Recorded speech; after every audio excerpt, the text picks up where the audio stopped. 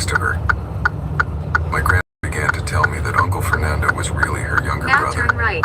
According to her, since he was born, his eyes were open. He was hairy, and he almost never cried. When he was hungry, he moved his arms and mouth a lot, as if he wanted to talk After to his half a mother. mile, turn He left. didn't make a sound. At first, the family thought these things were funny. They saw it as part of his personality. But as he grew older, everyone noticed that Fernando had quite strange behaviors for his age. She remembered one moment in particular, when he was about 4 years old, and she was 9. They were in the living room, and suddenly he was staring out the window, very serious, as if contemplating the sky from there. She remembered that it was raining that day, and while she was trying to decipher what her brother was looking at so much, suddenly Fernando told her that his soul was very different from hers, because he had an old soul.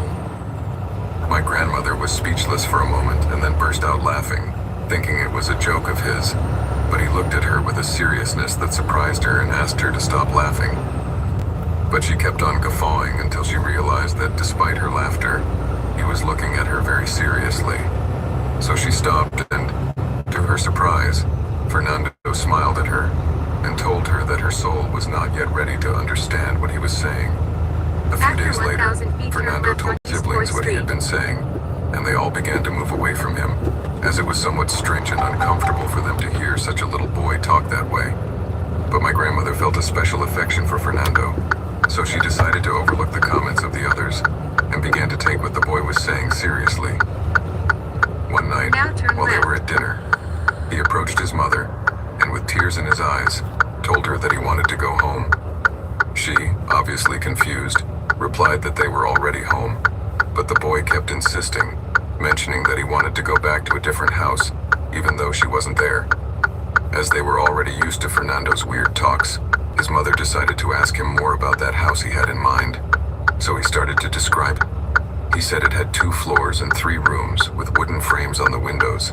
The walls were made of red brick and were covered with small green branches. He also mentioned that the roof was made of wood, that there were roses at the entrance that perfumed the house when you entered, and when it rained a lot, the water leaked through the kitchen ceiling. His mom was shocked to hear his detailed description, because they had never been to such a place. She tried to explain to her son that she couldn't know that house because they had always lived in that old farmhouse where they were now. But at that moment, Fernando told her that they hadn't lived in this time, that he had been there before everything flooded and the earth opened up to bring him back. And understand what her son was talking about. Smiled, patted him on the head a couple of times, and told him he had a great imagination. My grandmother said that she was fascinated by Fernando's description of the house, but the rest of his siblings were frightened every time he mentioned that place again. When Fernando was almost 7 years old, my grandmother saw something in the newspaper that caught her attention. His dad bought it on Sundays because they didn't have TV on the farm, and on one of the pages there was a note about a ghost town, a place near the sea that had been flooded many years ago. It said that no one had lived there for more than 30 years, and that they were just rebuilding the houses to turn it into a tourist destination. The report was extensive and had several photos of the houses that made up the town before the flood that wiped it out. But as she looked at the pictures, my grandmother was struck by one of them. It was a house that matched exactly what her brother had described. Brick walls, wooden roof, roses at the entrance, and vines climbing up the walls. If it wasn't the same, it looked too similar to the house Fernando was talking about. So she ran to find it to show him.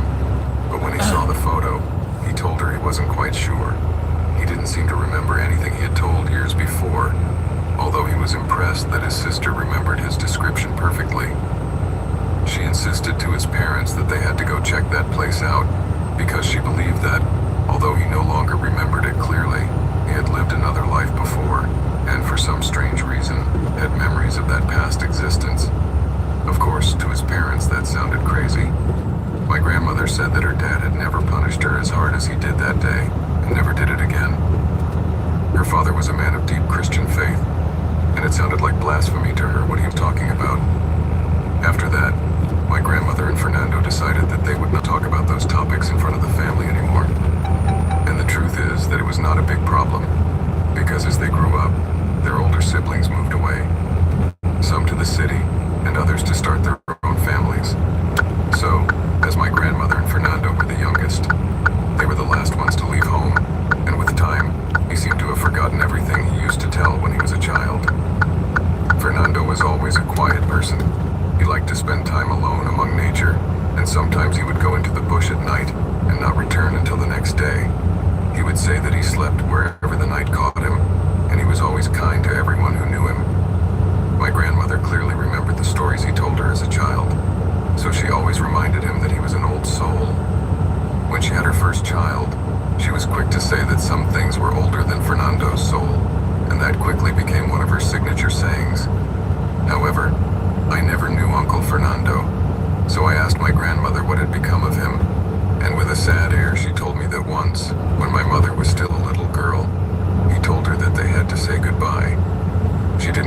understand what was going on, but he insisted that he had to leave and that he couldn't come back, even though he knew they would meet again in a different place. From that day on, she never saw her brother again, as he went back into the mountains and never came out again. My grandmother always told my mother about him, and later, when I was born, she shared the whole story with me. The truth is that I didn't think much about Uncle Fernando until a few years ago, when my grandmother got sick. There are those who say that when older people are about to leave this world, their spirit begins to leave little by little. It is as if they feel they have to say goodbye, and they begin to see things that we cannot. And that was the case with my grandmother. 3 years ago, her health deteriorated, and she started spending more time in bed. At that stage, she began to say that her time here was coming to an end. We were very sad to hear her say it, but there was something in her tone that conveyed a kind of calmness that was almost comforting. One night, I was having trouble sleeping, as I felt my throat was dry, so I decided to get up and go to the kitchen to get a glass of water, but I didn't turn on the light because I didn't want to disturb anyone. While I was in the kitchen, I thought I heard my grandmother's voice, so I slowly approached her room, where she always left the door a little open. I peeked in and saw that she was looking at a chair next to her bed, smiling. She seemed to be talking to someone, but I couldn't make out what she was saying. It was just whispers. I strained to get a better look with the light coming through the window, and I could honestly swear there was something or someone in that chair. It wasn't a shadow. It was like a violet-colored silhouette that was emitting some sort of light and seemed to float. At that moment, I felt short of breath. I couldn't believe what I was seeing. Then the lamp suddenly turned on, and the silhouette disappeared.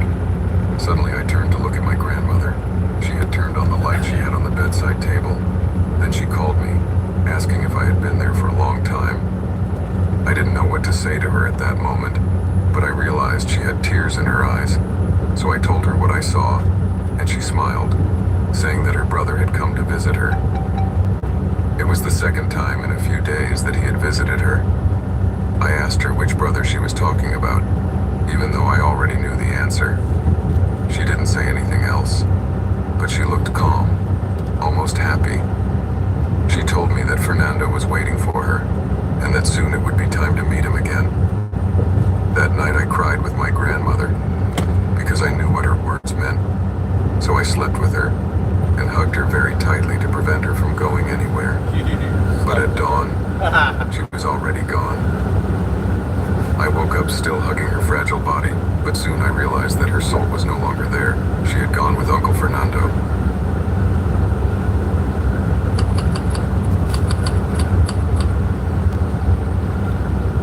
Hello, my name is Raul, and the truth is that I don't know who else to tell what happened to me, because nobody seems to believe me. My family says it was just a weird dream that I'm obsessed with, but I don't think that's so. It all started years ago when I was a kid and my parents bought a beautiful farm outside of Lexington, Kentucky. The farm was really beautiful, had a very cozy atmosphere, and was surrounded by huge green fields where I knew I could play all the time. I was very excited to be there. My 3 siblings and I were looking forward to spending our summer vacation there, and we were not disappointed. You could enjoy nature without any problems, and if you got bored, there was internet and the phones and electricity were always working. It was like having the best of 2 worlds, the convenience of the city and the beauty and tranquility of the countryside. In addition, we made friends quickly with the local kids. The days, they were pure joy, and we spent hours exploring every corner of the house and playing in the pastures, but little by little I began to notice strange things. They were small details that the adults didn't seem to see, but that my curious childish eyes did pick up on. Once, I was with some other kids from a nearby farm playing airfield hockey in the basement of the house, which my parents had converted into a playroom, when suddenly, we started hearing voices. They were like whispers, like people talking very softly. At first, we thought it was my brothers playing a joke on us, so we decided to ignore them so they would get bored. But no matter how much we pretended nothing was happening, these whispers continued, until at one point it got so creepy that we decided to leave the basement and go play frisbee in the backyard. Again, it was raining and I couldn't go outside, so I was putting together a dinosaur model when when suddenly someone started knocking on my bedroom door in a very insistent manner. Thinking it was my parents or one of my siblings, I told them they could come in, but they kept knocking. That happened 3 times before. Tired, I got up and went to open the door. I remember that I saw the shadow of feet on the other side, but when I opened the door, there was no one there, nor in the hallway. That was already too weird, but then something even scarier happened. My model fell by itself and crashed into the wall right next to my head. That time I got so scared that I ran out to find my parents, but although they comforted me and listened to my story, they told me that it was just my imagination and that the house was a safe and cozy place. But I felt that there was something else there, something hidden in the shadows waiting patiently to attack me. I could feel it. Another time, I remember my brothers and I had spent hours building what we called the perfect mattress. It turns out that we used all the couch cushions in the living room and the blankets in our bedrooms to build an impenetrable war fort, and it looked really impressive, so we decided that we were going to sleep there that night. We wanted to make popcorn and ice cream in the kitchen, to watch movies until we fell asleep, and since I was the youngest, it was my turn to carry the stuff from the kitchen to the fort. But just as I was about to open the blanket to get in, I heard a weird whisper that I couldn't understand, and it was coming from inside the fort. I was sure it couldn't be any of my brothers because I had just seen them in the kitchen, and there was only one way out, so I would have seen them leave. So, I set the 2 bowls of popcorn down on the couch and called out to my brothers, but all I got was more creepy whispers. I started to think that maybe one of them had left the tablet on and was playing some horror video or something. So I felt a little silly for freaking out, so I opened the blanket with a little more confidence. But I don't know how to explain it. Inside it was so dark it was like a cave. You know, forts are a little dark, but if the light is on, the blankets can't completely block it out. But in this case, for some reason I didn't understand, it was like that, like something in there was swallowing the light. Also, it was strangely cold. Much colder than the outside. So there he was, standing in front of a fort that was as dark as a cave and just as cold. Nothing could be seen, as if it were a black hole. I was about to yell to my brothers to come see that, but before I could, the fort fell apart out of nowhere, as if a bomb had exploded inside. The couches and blankets flew everywhere. The popcorn made a mess. And the TV shook so much I thought it was going to fall over too. I was in complete shock, shaking with fear, and completely bewildered. My siblings were extremely angry with me, thinking I had done that just to be annoying, but obviously I had not. However, although I tried to explain to them what had happened in 1,000 ways, they didn't believe me, and in the end, everything was ruined, and we went to sleep. This kind of thing happened to me every time we went to that farmhouse, but stranger and more frightening to me was that no one else in my family seemed to have anything strange happen to them.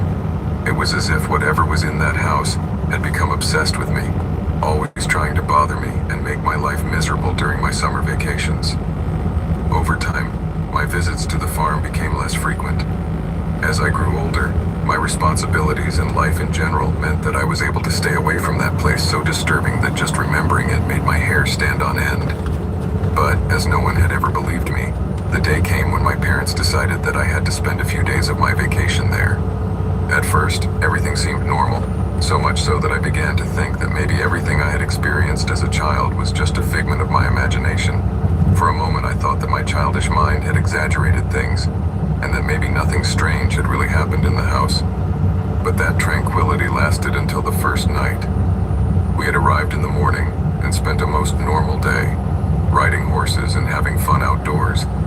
But that night, as I was getting ready for bed, I felt a strange tension in my room. I looked toward the door and saw that it was open, but I could have sworn I had closed it. The hallway looked darker than usual, and a painting on the wall seemed to be staring at me. I tried to convince myself that it was just my imagination, that it was just the trauma of what I had experienced in my childhood. So I settled back on the bed, closed my eyes and tried to relax. But I couldn't shake that restlessness. Suddenly, the sensation of the room starting to get cold hit me as if I were inside a freezer. My skin bristled and a shiver ran down my spine. But then, I felt something icy on my leg, and at that moment I shivered and jumped open my eyes. Everything was very dark, but in the midst of that gloom, I managed to see a diffuse figure that, to my horror, was above me. I couldn't make out its face.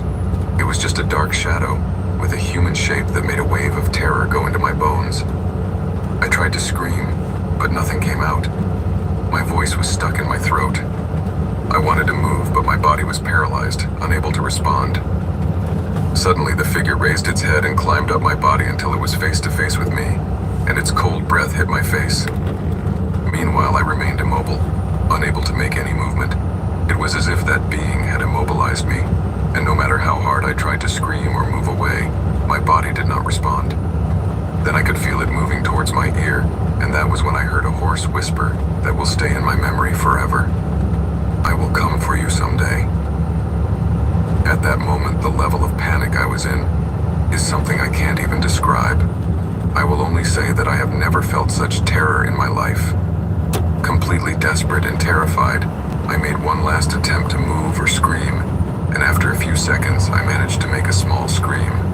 However, it sounded more like a mumble, and my movements were more spasms than anything else. Trembling, I lay in bed with my heart beating so hard, I thought it was going to burst out of my chest. Then I heard what sounded like a faint laugh, and from one moment to the next, the figure disappeared. At that same instant, the room was illuminated again, and the heaviness that until a moment ago had been oppressing my body simply vanished. However, a few minutes passed before I was able to regain control of myself. I can't even explain the level of fear I felt, but my legs were shaking and my breathing was ragged, and as I lay still immobile in bed, trying to process what had just happened, I was overcome with a myriad of questions. Who was this terrifying figure that had managed to break my dream and make such a threat to me? Why did it choose me? What did it want from me? That night I could not sleep. I sat in the living room and stayed there until dawn, praying to the heavens that this thing would not return. The next day I told my parents that I no longer wanted to be on the farm, and although I tried to explain to them what had happened, they told me that I was too old to make up those stories, so I didn't insist. They would never understand. I just made up a college job that I had to finish in the city, and that same day I went back, spending the rest of my vacation in our house in the city. Since then, I decided I would never go back to that place from hell, and to this day, I have not. But this year, they took one of my nephews to the farm for the vacations, and they had to return earlier than stipulated because the boy kept talking about a shadow man who followed him everywhere. My parents and siblings say it's my fault, that I must have told the little boy things, but I've never had a conversation beyond a greeting or a game with him. Besides, he's 4 years old. I would never scare him with something like that. But I don't think my family will ever believe me. Honestly, I don't care to know what that thing is or why she was so obsessed with me. And now my nephew, I would just want someone to believe me. That would make me feel a little less alone. But unfortunately, that kind of support I won't have in my family. So I'm just left to keep walking away from that damn farm.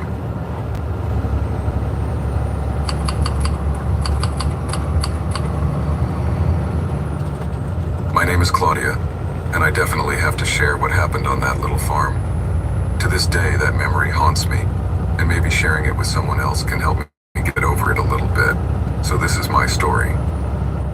One summer, I decided to escape to that small town where my grandparents had settled to enjoy their final years. They bought a small house in a rather nice old farmhouse, and it was only 100 yards from the road. The place had a very large plot of land where they had installed an organic vegetable garden. The house was away from the others and the perfect place to disconnect from the chaos of the city. When I arrived, I started to explore the house, which was more like a cabin. It had a very cozy kitchen with an exit to the outside, a living room with a fireplace that looked like something out of a movie, ideal for cold nights, and the bathroom was spacious with a bathtub and everything. There was also a room that had been converted into a library and the master bedroom and 2 guest rooms that had the basics. I told my grandparents that they had made an excellent purchase and they were delighted. They told me they felt right at home.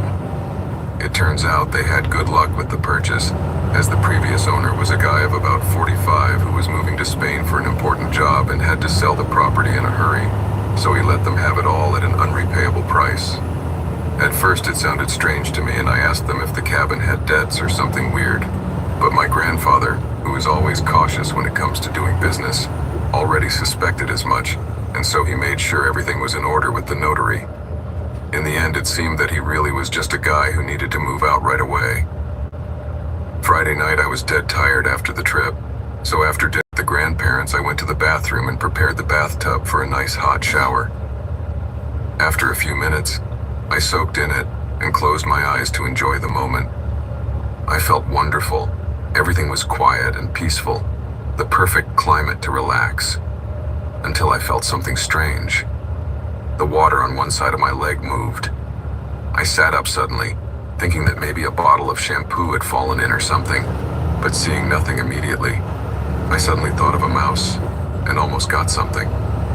The water seemed to move as if something was going in carefully, but I didn't see anything. I tried not to make a big deal out of it, but I couldn't feel comfortable anymore. That feeling ruined the moment for me, so there my relaxing bath ended.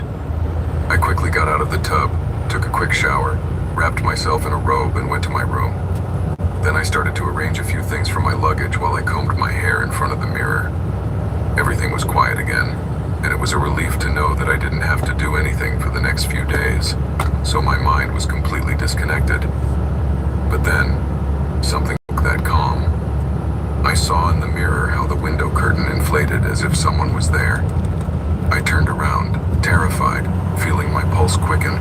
That was definitely not what I had imagined. I was sure of what I had seen. There was no one there, and yet the curtain had inflated in a way that had nothing to do with the wind. It didn't move smoothly. It was as if it had decided to separate from the window and stay like that, firm, drawing a silhouette. Slowly I approached the window and checked that it was closed, and then opened it with a creak that confirmed that no one had entered. If they had, I would have heard it for sure. But the weird thing was that there wasn't even a breeze blowing outside, and that gave me the creeps. However, I tried to ignore it all, thinking that it was just the change from the noise of the city to the silence of the countryside. Surely my mind was playing tricks on me. When you spend the day surrounded by traffic and voices, and then find yourself in a place full of silence, peace, your head starts to imagine strange things. I convinced myself of that so I could get on with my night and forget about it. Feeling calmer, I turned off the lights and crawled into bed, closing my eyes and ready to rest. But before I fell asleep, I heard the floor creak. I tried not to make a big deal out of it. I figured that's normal in old houses. However, the second creaking sound made me a little uncomfortable, and the third one sounded even louder, as if it was coming from right next to the bed. At that point, I started to get uneasy. 3 creaks, each one closer than the last. That couldn't be just a random noise from an old house, could it? As uncomfortable as I felt, I thought it wasn't a reason to look, until I felt the bed sink in front of me. At that point, I jumped to my seat and turned on the night lamp. I was terrified, with my heart pounding, and with the terrifying feeling that someone was watching me. My first thought was to look for my grandparents, but I was already 22 years old and I didn't want to give them a hard time for being a scaredy cat. So I tried to convince myself that it was all a dream, only so realistic that I had trouble distinguishing it from real life. I started saying this as a mantra in my head so I wouldn't feel so scared, but it was clear that I was having a hard time believing it. Feeling unable to glue my eyes shut, I decided to go to the kitchen to get a glass of water to calm down. I remember I was wearing a tank top and cotton shorts, which I found comfortable to sleep in. I poured myself a nice glass of ice water, but as I drank, I felt something hot brush my face, and this time I screamed in terror. At the same time, I let go of the glass and it shattered into 1,000 pieces on the floor, scattering shards of glass everywhere. My grandparents appeared instantly, alerted by the scandal, and when my grandfather saw the pieces of glass on the floor, he let out a little laugh. as if he thought that all the fuss was because I had slipped the glass, but what actually happened was that the scare made me drop it. Realizing that I had woken up the grandparents, I was mortified and quickly apologized to them. Making them freak out was just what I didn't want, and now they were awake in the middle of the night too, thanks to my little racket. At that point, my grandmother hugged me and told me it was no problem, that we would clean it up tomorrow, and that I just needed to rest. I didn't want to tell them everything that had happened because I had already given them a scare, and they were too old for me to be mortifying them with my paranoia. So I just went back to bed. But this time I left the light on and started reading a book to relax a bit. However, my eyelids began to feel heavy after a few minutes, and I decided to take advantage of my sleepiness, to close my eyes and try to get some sleep, even though the light was still on. The minutes passed, and although I was tired, once I closed the book, I could not fall asleep. Everything became strange when I heard the light switch, and suddenly, everything was in complete darkness. I froze, paralyzed. I had never believed in ghosts, but that night, everything changed. I wanted to run away, but for some reason I preferred to stay still, feeling safer acting as if I were asleep. I started to hear creaking sounds on the wooden floor again, which were coming closer to my bed, and then I felt the mattress sinking. It was a hard blow to me. I opened my eyes carefully and, with a little light, I saw the crushed mattress in front of me, but no one was there. I didn't know what to think. I just closed my eyes again, feeling confused and terrified as tears started to gather in my eyes. Suddenly, I felt an invisible icy hand wipe my face dry and then stroke my hair. It was absolutely terrifying. I was so exposed, so scared, so helpless that I simply didn't feel able to do anything but stand very still and wait for whatever was there to just go away. Suddenly something cold began to run up my leg from under the sheets, slowly creeping up from my knee to my thighs, and this made me so uncomfortable that my legs began to shake. Then I heard the unmistakable sound of someone sniffing my neck. It was not my imagination. There was someone there. At that moment, I felt that icy hand that was on my legs move up my body until it reached my neck, and that's when the real terror came over me. Whatever was there began to squeeze my neck very tightly, making it hard for me to breathe. I tried to let go, but there was nothing. I could feel those hands squeezing my neck hard and choking me, but I couldn't touch them. I started to shake and kick, trying to get out of bed, but I felt imprisoned between the mattress and those invisible hands that were strangling me. It is the most terrifying and desperate thing I have ever experienced in my life. It was like fighting against nothingness. There was no way to defend myself. At one point, my breathing completely shut down, and I felt like I was about to faint. I couldn't scream. I couldn't defend myself, and for the first time in my life, I felt like I was about to die. But just as my strength was about to give out, the thing let go of me. I took the biggest breath of air of my life the moment those hands pulled back from my neck. And as soon as I caught my breath, I started screaming desperately and coughing as I dragged myself to the door to get out of the room. However, before I got there, my grandparents came in and got me in a mess, crying, screaming, and shaking with fear. My grandmother hugged me and started crying, while my grandfather asked me over and over again what had happened to me. But I couldn't utter a word. I just cried and cried and cried my eyes out. It took me a while to calm down and explain to my grandparents the terrifying experience I had just had. They were horrified, but luckily, they did not dismiss what I told them.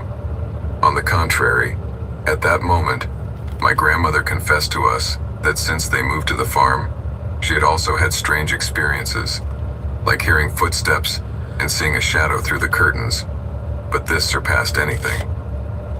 That night, I slept with my grandparents, and the next day I returned to town. Soon after, my grandparents sold the farm and bought another property in the country, but in another town several miles away. My grandmother told me that they tried to contact the previous owner, but the guy seemed to have vanished. She was sure that this thing was the reason the man let them have the property at such a low price. Surely he too was tormented by this evil spirit, until he had no choice but to run away.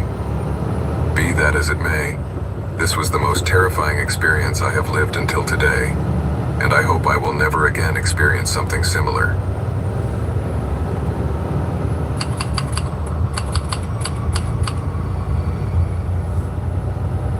Before I end my life tonight, I need to put down in writing the reason that brought me to this point. It is as a way of venting in the midst of the whirlwind of pain and fears that oppresses my chest at this moment. If I have the courage, I'll post it when I'm done. And if you're reading this, it's because it's already happened. And I want you to know that in the end, I'm at peace, because I know I did the right thing. It all started when I moved to my fiance's farm. My favorite animal at this place was a little pig named Bombilla. She was a giant sow who, at first glance, might look a little scary, but she was actually a sweetheart. Bombilla behaved like a puppy every time I approached her, always asking me to scratch her behind her ears and making adorable little noises if I didn't listen to her. In fact, it was she who partly sold me on the idea of living on the farm. At first, I was terrified to move in with Tony and her herd of animals: sheep, goats, chickens, turkeys, pigs, donkeys, and all sorts of other farm animals. Before that, I had only had 2 pets, 2 fish and a turtle, but I was madly in love with him, and he with me. So I decided to take the plunge and move to his 45-acre ranch just a few months before our wedding. His dad had raised Tony there, but sadly, he had passed away 2 years before I arrived. After I moved in, at first she kept insisting that I sell that house and move somewhere closer to town, but it only took a few days for Bombilla to show me that the animals on the farm were more than just pets. She was incredibly smart and loving. She was like my friend, and I quickly began to love the rest of the animals as part of my new family as well. When I arrived at the farm, she was pregnant, and a week after Tony and I returned from our honeymoon, she gave birth to 4 adorable piglets. Although I was on the verge of a panic attack during the birth, I managed to be there from start to finish, and was proud to see it. The day after the birth, Tony brought the neighbor's children over to name the offspring, as was tradition. The youngest piglet was named Pow, which wasn't very original, but there it was, and after that, everything was going great. The piglets needed a lot of care, but they were incredibly tender. I was convinced that between Bombilla's natural wisdom and Tony's experience, they could help me not to make too many mistakes in their care. But the piglets were only a couple of days old in the world when the whole nightmare started to happen. After finishing the day's chores, Tony and I went to bed happy as all newlyweds, but it wasn't long before a terrifying shriek woke me up. At that moment, I jerked away from Tony and ran to the window, and I really can't describe the horrible despair I felt at that moment. It was frightening. We both ran down the stairs and across the field to the pig pen, but by the time we got there, the screaming had died down, as if someone had turned off a radio and we could only be guided by the moonlight. I couldn't quite see what was going on until I was a few steps away from disaster. God, just remembering it brings tears to my eyes. There was the poor little piggy. His little body was in pieces. It looked as if he'd been slammed over and over against the wall. His little legs were dislocated. His body was swollen and bruised. His little nose twitched as if he was trying to breathe, but never did, and his glassy eyes stared at us as we walked through the door. Yet Bombilla stood there, totally uncaring, beside her dying newborn. I couldn't understand it, until at that moment, with an almost automatic movement, she lifted him by the back with her mouth and raised his head in one swift motion.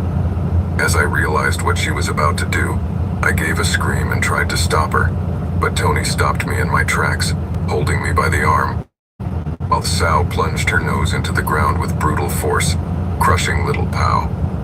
I almost fainted when I heard the poor little piggy's bones crunching against the ground. At that moment, I started screaming, completely desperate, and tried to get into the barn, but once again, Tony stopped me. "It's over, Brenda. She's dead," Tony whispered, as tears rolled down my cheeks and my stomach that knotted. He was right. Pow was probably gone the instant she hit the ground. I didn't know how many times Bulb had crashed his son into the ground before we arrived, but I understood why Tony stopped me. If we had intervened, we would have been responsible for his death. The humane thing to do was to let nature take its course, although what was natural about that? Tony also had tears in his eyes as he picked up the other 3 little pigs, who stood terrified in a corner, while Bulb continued to move his limp body, satisfied that Pow was dead. I watched my husband as he carried the piglets into the adjoining pen, trying to keep them away from their mother, and asked me to wait in the house while he buried Pau. I was completely bewildered. I couldn't understand what was going on with Bombilla. She was a sweet and very affectionate little pig. I would never have imagined her capable of doing something as heinous and unnatural as that. I could almost see evil in her eyes as she murdered her baby. If I wasn't aware that it was an animal, I could have sworn she felt satisfaction in doing it. I just couldn't process it. As soon as I got to the room, I threw myself on the bed to cry, and soon after Tony arrived. He was also very upset, but more than that, I noticed him especially restless. He was drenched in sweat and covered in dirt when he came in and sat on the other side of the bed. He was silent for a while, then raised his eyebrows and said to me, "Breda Codrington, there's something I need to tell you." It gave me a shiver to hear him, because it was rare for him to call me by my full name. "What is it?" I whispered, feeling an emptiness in my stomach. "What happened tonight is nothing new. All the animals on the farm kill their young, unless they are separated immediately. I don't know why it happens. There's no scientific explanation to clear it up. It's something that's always happened here." At that point, he averted his gaze, but I walked up to him and asked, "How can that be?" "I don't know. I'm sorry. I know that's not an answer you like, but that's all I can tell you." "Even Lightbulb?" I asked, remembering the nickname I had given my favorite little piggy. "Yes, Brenda, they all do." She sighed, and I knew that sigh meant she was getting ready for the next part. "You're wondering why I didn't separate the babies right away, aren't you?" he said, and I nodded. He sighed again and continued, "The truth is, I was being selfish." I saw him clench his fists, frustrated. "I didn't want to have to tell you this. I wanted to think it was all in my head, you know. Now that Dad's gone and you and I are starting a new life, I thought instead of separating you two, we could just see what happened. Maybe the curse never existed, and I would never have to have this horrible conversation with you. But look what that ended up in." A tear slid down his cheek and fell onto the bed, and my heart squeezed with pain. I knew he was suffering from it too, but what he was telling me was so strange and macabre. How could such a thing be possible? In the days that followed, Tony avoided looking me in the eye. He was so ashamed that he looked like the one to blame for Pau's death. Seeing how much this fact shocked him only made me love him more. I told him 1,000 times, but he didn't believe me. However, that was only the first infanticide I witnessed on his farm. Since then, it has been 4 years and several deaths, especially when the animals give birth at night, when we are not supervising them and did not realize that the mother was in labor. We try to keep the animals separated, but they have to reproduce for the farm to function. I wouldn't want to list all those horrible episodes I saw, because they are clearly not pleasant memories. However, one that haunts me in nightmares is what happened with Dorothy. This was a cat that we would always find her sleeping in different places on the farm. Sometimes we wouldn't see her for days, and Tony and I had talked about how she had put on enough weight to think she was pregnant, and we always tried to keep an eye out for her. But you know how cats are. They come and go as they please. We really started to worry when she disappeared for 2 weeks, during which time she probably gave birth, and I feared for the lives of those helpless kittens. But what could we do? I continued with my daily chores, taking on more responsibilities on the farm since Tony was promoted in his job. He is now a quality specialist for an insurance company, and his new position means he has to travel from time to time for training. One day, mid-morning, when I went to change the water and feed in one of the pens, I saw Dorothy resting on a pile of hay. I called her name excitedly but a little scared. She looked thinner, but I didn't see any kittens, and strangely, that relieved me, because it would have been a big mess to have to rescue them and feel responsible for them until Tony came back. I wasn't ready for that on my own. Truth be told, I'd rather be able to go on thinking she was never pregnant. When I bent down to touch her, the orange ball of fur stretched and blinked happily, but over the din of thirsty goats, I had to get up to give them a drink. The water was in a huge 10-gallon tub in one corner of the pen, and had to be changed every 2 or 3 days. But by this time I had gone about 5 days without changing it, and as you might imagine, the water was already looking very cloudy and full of hay, dirt, and all the filth the goats brought in their snouts. As I am a rather short woman, it took me quite a while to lift it up and turn the water over. But suddenly, I heard the sound of the water falling, followed by some hard, wet thumps. I was so startled that I let go of the tub and stared at what was left in front of me. It was then that I stared in horror at the shriveled little bodies of Doherty's kittens. They were so small that their eyes were still closed. At that moment, I fell to my knees and started to cry. The scariest thing was that they had no wounds, so the only thought that came to my mind was that Dorothy had picked them up one by one and dunked them in the water until they stopped moving. I did not change the water or food that day until night fell. I spent the afternoon trying to locate Tony, who would arrive around dusk. When I managed to contact him, he said, "I'm writing this because I'm afraid for another animal's life." But no, it's worse than that. Shortly after that, I found out I was pregnant, and as expected, Tony and I had a discussion about the whole thing when we found out I was expecting a baby. "What if it happens to me?" I asked him, almost dreading his response. "What if I decide to hurt our baby?" When I expressed this to him, Tony stroked my hair, looked at me tenderly and said, "Honey, that's not going to happen. I grew up on this farm, remember? Our baby is going to be fine and grow up healthy and happy." However, inside me I felt a mixture of anger and fear because I couldn't help but think that he was raised alone by his father. His mother, by all accounts, died in childbirth.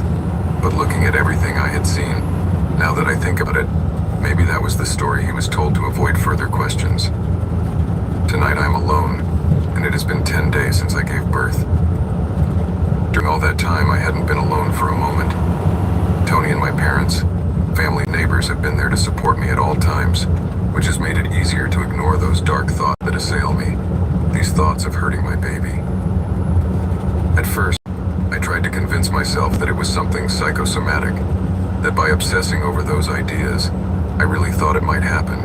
But every night since Dylan was born, I lie awake looking on the internet about postpartum depression, searching for some answer that explains how I feel. Sure, if you look hard enough online, you can find justification for whatever it is, but every time I put my phone down and look at the little figure in the crib next to me, all I can think about is how badly I want to hurt him. I can't help but be assaulted by intrusive thoughts related to grabbing him by the legs and slamming him against the floor repeatedly, like Bulb did to little Pal. This terrifies me, and with each passing day I feel a deep anguish consuming me from the gut. I have not mentioned any of this to Tony because I know that if I told him, not only would I disappoint him greatly, but he would not leave Dylan with me for a second. He would see me as a danger, and I truly fear he would do to me what I am sure his father did to his mother, and he would have to live with that for the rest of his life. I love my son with all my might, and the maternal connection I have with him is almost overwhelming. But I don't know how much longer I can contain this horrible urge that tries to overpower me. Even sleep has become impossible for me. This torment gives me no respite. The nightmares have become more terrifying every day. The night before Tony left, I dreamt that Dylan and I were hiding from a killer. I held him tight to my chest as we ran through a dark cornfield, stopping only to catch my breath and hear the killer moving through the plants, until finally, I made it out of the field and saw a little house in the distance. I ran to it as fast as I could, closed the door and plopped down on the couch with Dylan in my arms until I managed to calm down. Then I placed him on the table in front of me. Then I took off his pajamas. But what I did next is an image that haunts me every second. I started to remove his skin. He didn't make a sound. He just looked at me with an intense gaze while I ripped off pieces of skin, which I was piling on the side, and little by little I was stripping him until only a piece of skin was left between his eyes. We stared at each other for quite a while, and then his little eyes sank into his skull. At that moment, I woke up. I jumped out of bed with my heart racing. I staggered quickly to the bathroom and vomited repeatedly, and before Tony could ask me what was wrong, I told him that the food had made me sick. I took a shower that lasted an hour and a half until my heart stopped beating like crazy. Tonight I was alone with my son. A few hours ago I went upstairs to change his diapers and feed him, then came downstairs, had a glass of milk and decided to watch TV for a while to try to distract myself from the dark thoughts that have already started to creep up on me. The last thing I remember after that is feeling myself fading, not enough to fall asleep. But about 20 minutes ago I woke up, and I had no idea how, but I had made it halfway down the stairs with a knife in my hand. When I realized, I screamed in terror and threw it as far as I could before collapsing right there, crying in despair and anguish. I can't take it anymore. I have no control over myself anymore. God, I don't even know who I am. I can hear Dylan crying right now. He's been screeching for food for a while now, and I haven't fed him since this afternoon because I'm afraid of what I'll do before I can stop myself. And if I call Tony, my mom, a neighbor, or the police, I know that the instant I hang up the phone, maybe I'll kill Dylan before anyone arrives. I'm freaking out, and there's nothing I can do to control it anymore. I need to protect my son from me, or from this thing that is eating me up inside. Writing this is the only thing holding me back from hurting my own baby right now. I'm shaking so hard right now, I know I don't have much time before I can't take it anymore. Ever since these thoughts came up, I've been using every fragment of my mind to find a way to prevent it. And tonight I finally found a way to save Dylan from me. I can't risk having another episode like the one on the stairs, and this writing has been a form of procrastination. I know. Tony, I love you. Dylan, I love you. Please don't ever forget. I have only one last request before I give it all up. That you burn this farm to the ground until there is nothing left but dust and ashes, and run away. Run as far away from here as possible and never come back.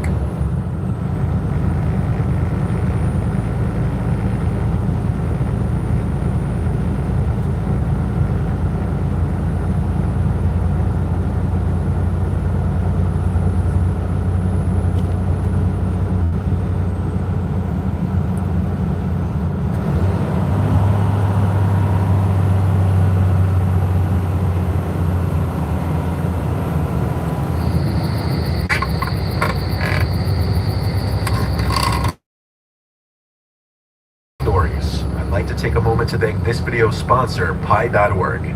If you're anything like me, then that means you can't stay browsing the web with annoying pop-ups and ads constantly clogging up your screen. We've all heard of ad blockers, but the one that I've been using lately is Pi.org, which is a superior ad blocker that sweeps away all those annoying pop-ups and ads, including those annoying cookie pop-ups from websites wanting to collect your information. This is how websites are able to show you ads centered around what you've been Googling. The cool feature is visual mode, which allows you to watch all of the ads on the page you're on actually disappearing to let you visualize how much space you're saving. In my opinion though, the coolest part of Pi.org is the rewards for ads program, in which when you enable it, you can earn cash back for seeing Pi-approved ads. And you'll also receive cash back when making a transaction through a cashback offer while online shopping. So for a genuinely better and ad-free experience, just go to pi.org/Mr. Nightmare, click Add to Chrome, and just follow the on-screen steps to complete the setup. And also add the Pi Shopping Companion extension for coupons, cashback, and rewards.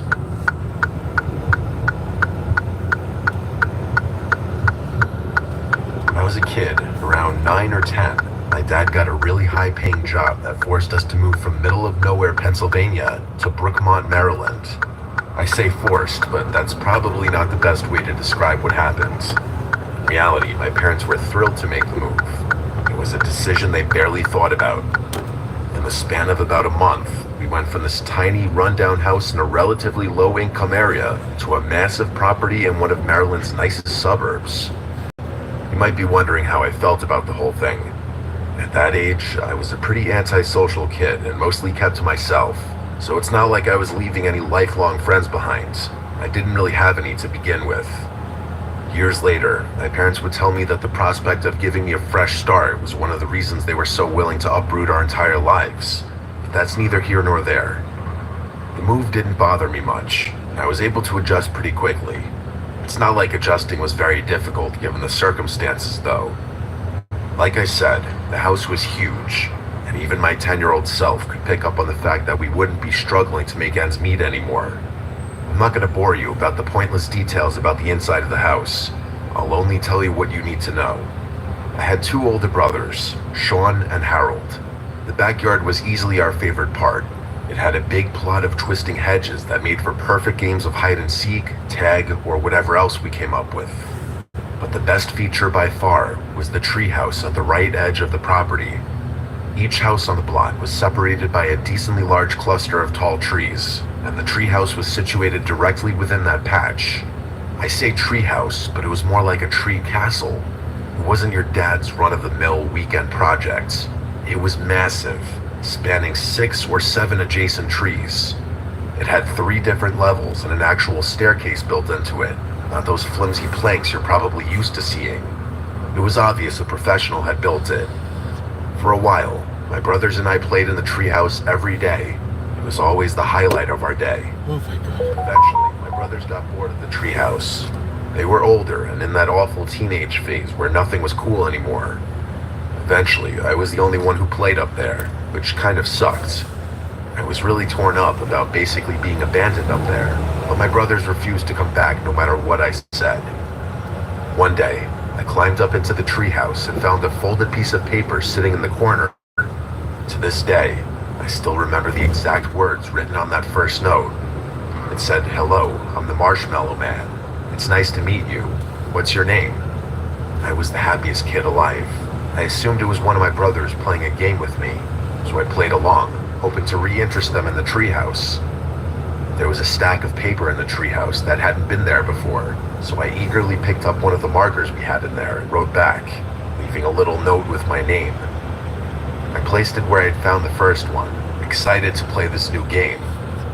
That night, I wanted to ask my brothers which of them was the Marshmallow Man, but I was afraid they'd stop playing if I said anything, so I kept quiet.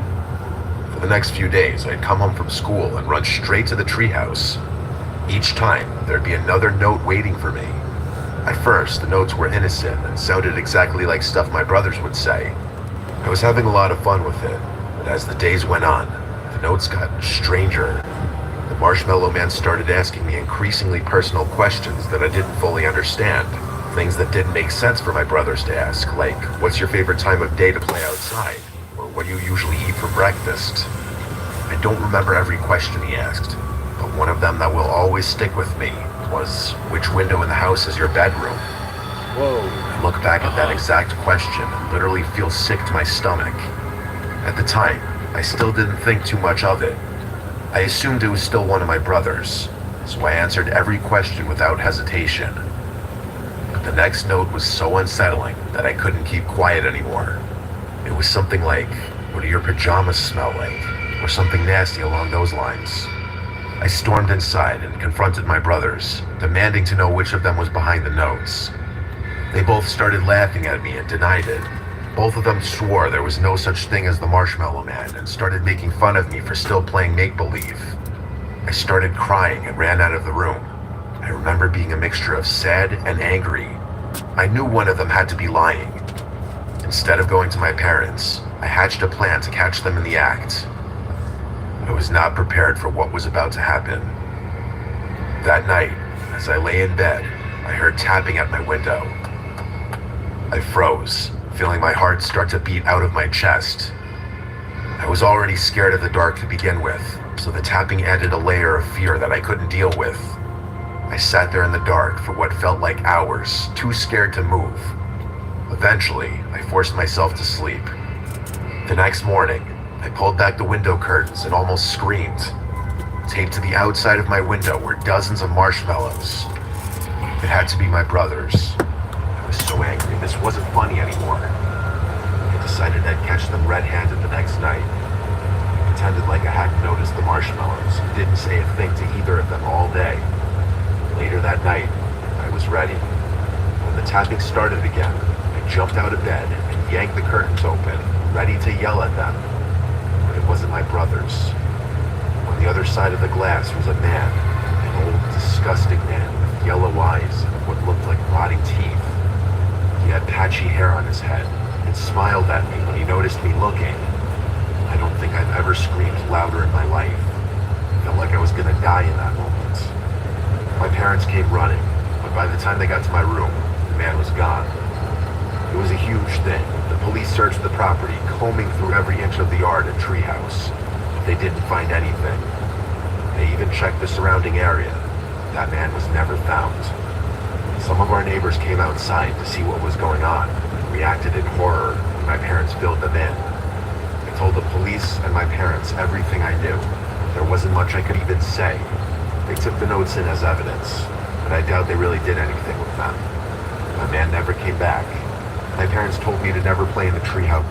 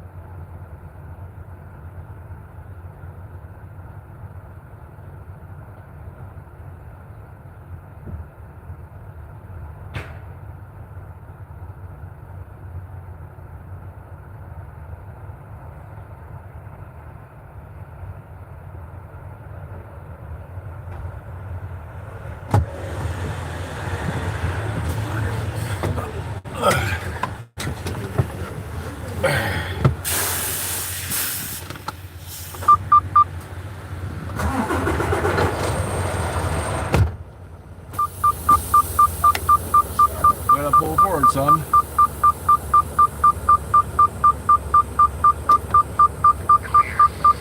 Lows around 20.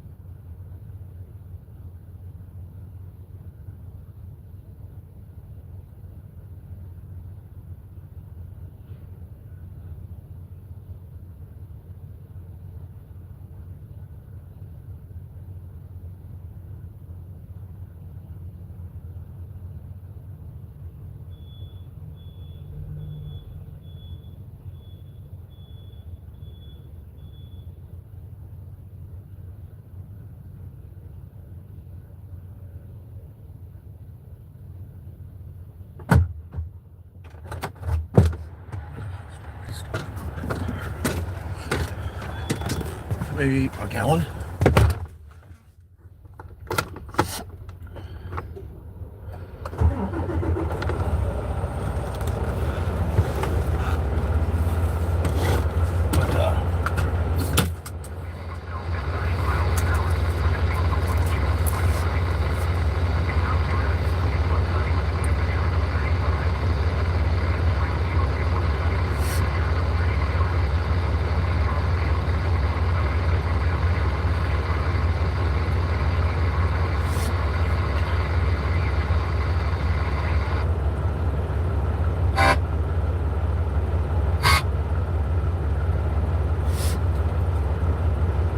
After that incident anyway. I moved out of that house a while ago, but my parents still live there, and I always take an extra long look at the treehouse whenever I'm back. This remains one of the scariest things that has ever happened to me.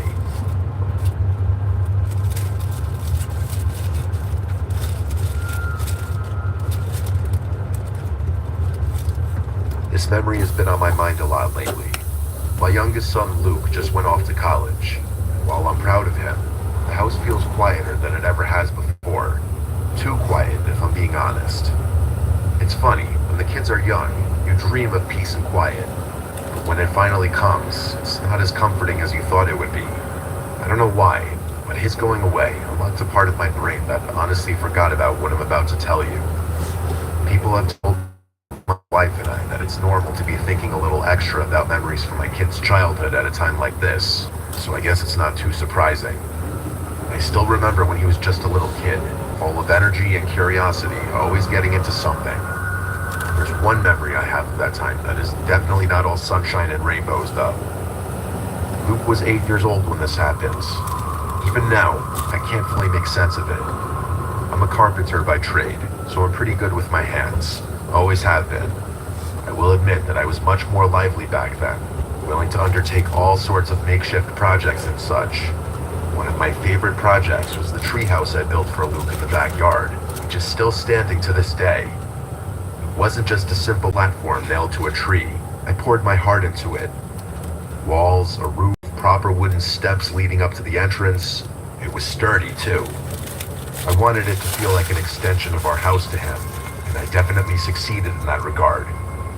My wife Christy wasn't thrilled about it at first. She worried it was too high off the ground and unsafe. But Luke was the kind of kid who was always climbing trees anyway, and I figured it would be safer to give him a proper ladder rather than let him scramble up branches that could snap. Christy eventually came around, and Luke absolutely loved it. I should probably tell you a little bit about our property so that the story makes more sense.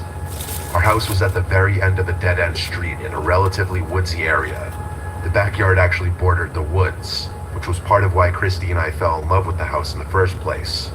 It was private and peaceful, and we're kind of people that like keeping to ourselves. I still laugh when I think about all the times friends and family members have gotten lost trying to find our house. The yard wasn't huge, and I could clearly see the treehouse from our bedroom window, which was one of the deciding factors when I was determining where to build it. I wanted to be able to keep an eye on it should Luke hurt himself or something like that. I couldn't actually see inside of it because of the walls, but I had a perfect view of the steps leading up to it. From what I remember, everything was relatively normal for a pretty long time. Luke spent what I considered a normal amount of time playing in the treehouse. His older brother had kind of outgrown that phase, so Luke mostly played by there. I can't remember exactly when, but at one point he started talking about an imaginary friend named Jake. We knew it was an imaginary friend because no one in the neighborhood had a child named Jake. It wasn't unusual for kids to have imaginary friends, but Luke was 8, not exactly the age where you'd still expect that sort of thing. Christy thought it was cute and innocent. I was a little more skeptical. It seemed odd to me since Luke hadn't been the type of kid to make imaginary friends. Regardless, I didn't think much of it because he was only 8 years old. It started to get a little more concerning when Christy and I realized that Luke was starting to spend more and more time up there. What struck me as strange was that he wasn't bringing toys up there. As far as I could tell, he only had his imagination to play with. It's not like he had a game console or anything to keep him entertained, and I had been very clear about not carrying anything up there alone, as it was dangerous and I didn't want him to fall. At one point, my curiosity got the better of me, and I decided to ask him about it. full tank of fuel. Acted extremely weird when I asked him about his friend. Said that Jake was shy and didn't like being talked about. When I asked him why he was spending so much time up there, he told me that Jake only liked to play in the treehouse, and that he didn't like coming inside. I honestly didn't know what to say. It seemed like a pretty bizarre condition. Weren't imaginary friends supposed to be available wherever and whenever you needed them? I did some research later that day, found out that some kids only play with their imaginary friends in certain rooms of their house. So as weird as it was, I accepted it. Christy was pretty uneasy though. She thought Luke was taking this imaginary friend thing too far, and I honestly agreed. We weren't helicopter parents though. When it came to our kids, we let them spend their free time however they wanted to, as long as they were doing well in school and completing their chores. Most weekends, we'd let Luke play with the neighborhood kids until the sun went down. They'd ride bikes, play tag, and usual stuff. They were all good kids, and we trusted Luke to behave himself and stay out of trouble. He wasn't the type of kid to pick on other kids or get into fights, which was why I was especially concerned when Luke came home one Saturday with a black eye. I cleaned him up and asked him what happened. He looked down at the floor and didn't say anything, but I insisted that he tell me what happened, and I wouldn't be mad at him. What he said next made me shiver. He looked up at me and told me that he had gotten into a fight with Jake. I had to process whose kid Jake was before realizing that he was talking about his imaginary friend. I told him not to lie to me and that he wasn't being funny. Instead of fessing up, Luke just started crying and ran to his room. Christy was convinced he'd gotten into a fight with one of the neighborhood kids and didn't want to admit it. I agreed with that. She wanted me to take down the treehouse right then and there, and I couldn't bring myself to do it. That treehouse had taken weeks of hard work. The thought of tearing it down didn't sit right with me. I told her that I'd talk with Luke and tell him that he was taking things way too far. Luke refused to come out of his room or talk to me for the rest of the day, so getting something out of him wasn't going to happen. The next day, I decided to investigate. When I climbed up into the treehouse, what I saw made my stomach churn. Scattered around were children's socks and sneakers, all dirty and tattered. I knew for a fact that none of them belonged to Luke. I also knew for a fact that they weren't my older son's either. We had donated all of his old shoes a long time ago. That's not all that was up there. There were also food wrappers, bags, utensils, even a couple of dirty plates. Weirdest of all, there were pencil drawings of wild animals on all the walls. There was a fox, a bear, some deer. I don't remember all of them, but I do remember that they were all animals. The one that stood out to me the most was what appeared to be a gigantic spider with a face that was just completely penciled over. It was just downright freaky. I immediately climbed down and asked Luke about the treehouse. He told me that Jake only liked to talk on a full stomach, so he had to bring him food and other snacks. He then told me that the shoes and socks were also Jake's, and that Jake was pretty forgetful in general. That was it. From that moment on, I forbade Luke from going into the treehouse. I knew he was still lying to me, and I wanted to punish him until he admitted to it. I was 100% sure that Luke had found those things around the neighborhood and was making up stories to cover it up. Christy was worried about Luke's mental health, and I was too. We thought about consulting a professional should things continue. But one evening, I saw something that changed everything. I was looking out the bedroom window, and I spotted movement near the treehouse. At first, I was livid that Luke was disobeying me. Then I realized what I was looking at. A sickly, frail-looking child was climbing down the treehouse steps. It wasn't Luke. He didn't look like any of the kids from the neighborhood either. His clothes were dirty, and he moved like he hadn't eaten in days. I ran outside, yelling for that kid to stop. As soon as I opened the back door, the boy darted into the woods. I chased after him, but he was freakishly fast. Within seconds, he disappeared into the trees. Christy called every parent in the neighborhood, and all their kids were accounted for. We called the police, who searched the woods thoroughly for over an hour, but found nothing. No missing children had been reported in the area either. The whole thing was beyond explanation. With my consent, the police questioned my son about that kid, and what he told them was horrifying. Apparently, Jake claimed to be a magic boy who lived in the woods with his other friends. His friends were supposedly all animals, as he called them Bear, Fox, and names like that. Every time Jake would come to visit my son, he'd beg him to leave his family behind and join him in the woods with the rest of his friends. He'd then get mad when Luke would refuse and make these strange noises. I don't know why Luke never told me any of it. There was a part of me that felt responsible for putting him in danger like that. Police conducted a full search of the woods, but never found a thing. We never saw Jake again after that. Christy has always been incredibly superstitious, theorized that Jake wasn't real. I don't believe in stuff like that, but the way she talks about it always gives me an unsettling feeling. I honestly don't know which explanation is freakier. The fact that some paranormal entity was interacting with my son, or the thought that there might be woods folk lurking around somewhere in the forest behind my house.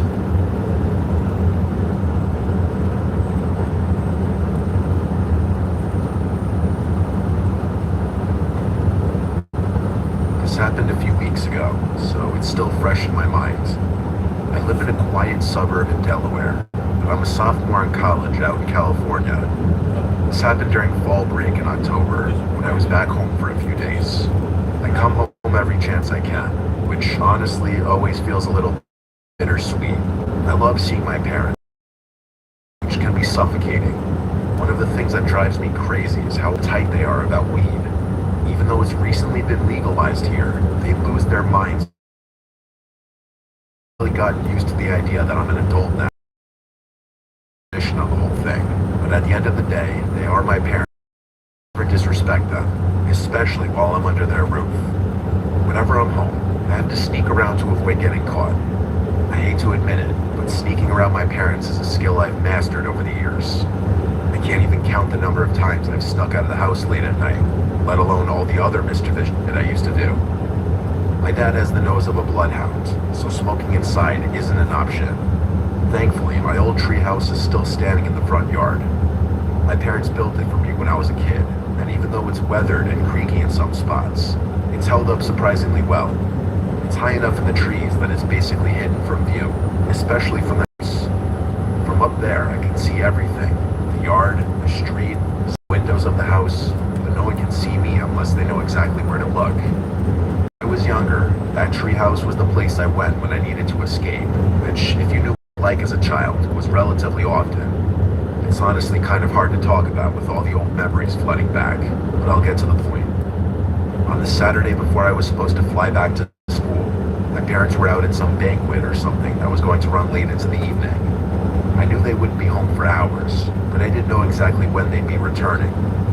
I didn't want to risk getting caught in the backyard, so I climbed up into the treehouse with my stash just to be safe. It was chilly out, and I could see my own breath in the air. I have this theory that cold weather induces more nostalgia. That might just be me. It was quiet and peaceful up there. It was nice being the only one around. I've always liked being up high too, so that definitely added to the experience.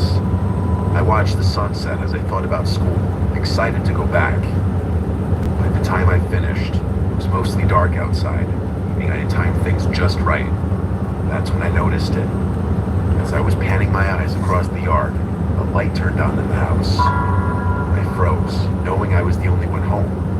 My heart started racing as I stared at the window, feeling that instinctual sense of fear that only arises from true danger. My field of vision began closing in around that single source of light, as if it were drawing me in. A few moments later, movement in the backyard snapped me out of my disassociative state. 3 hooded figures were circling the property, clearly trying to move quickly. My stomach dropped as I realized what was happening.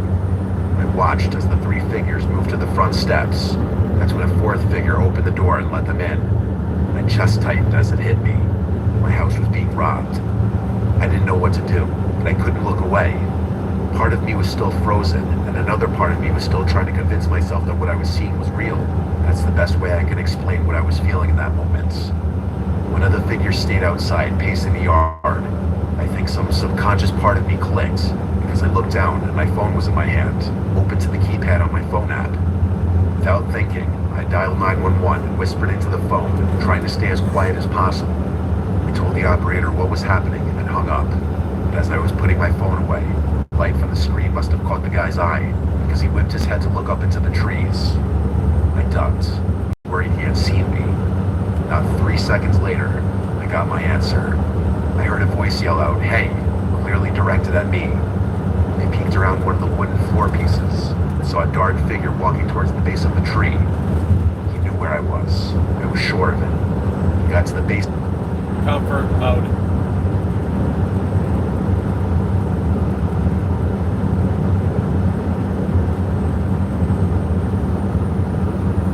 To the tree and started climbing the wooden planks that led up to the treehouse.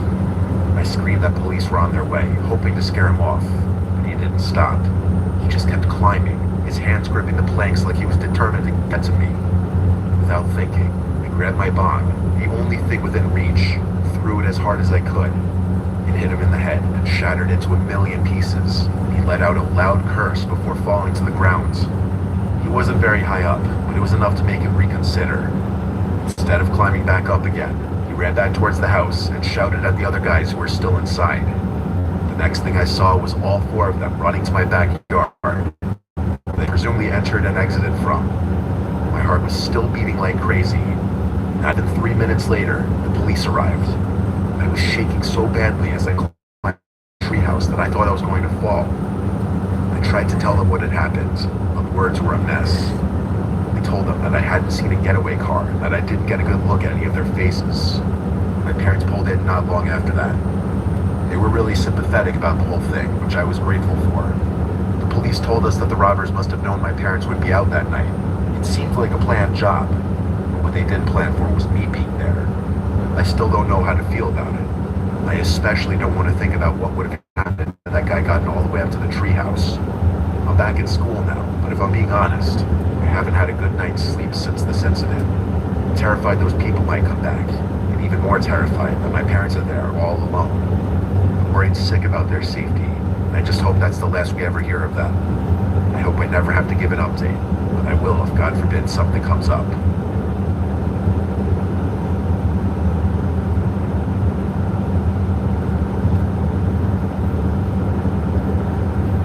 When I was a kid, I had a very nightmarish experience in my childhood home.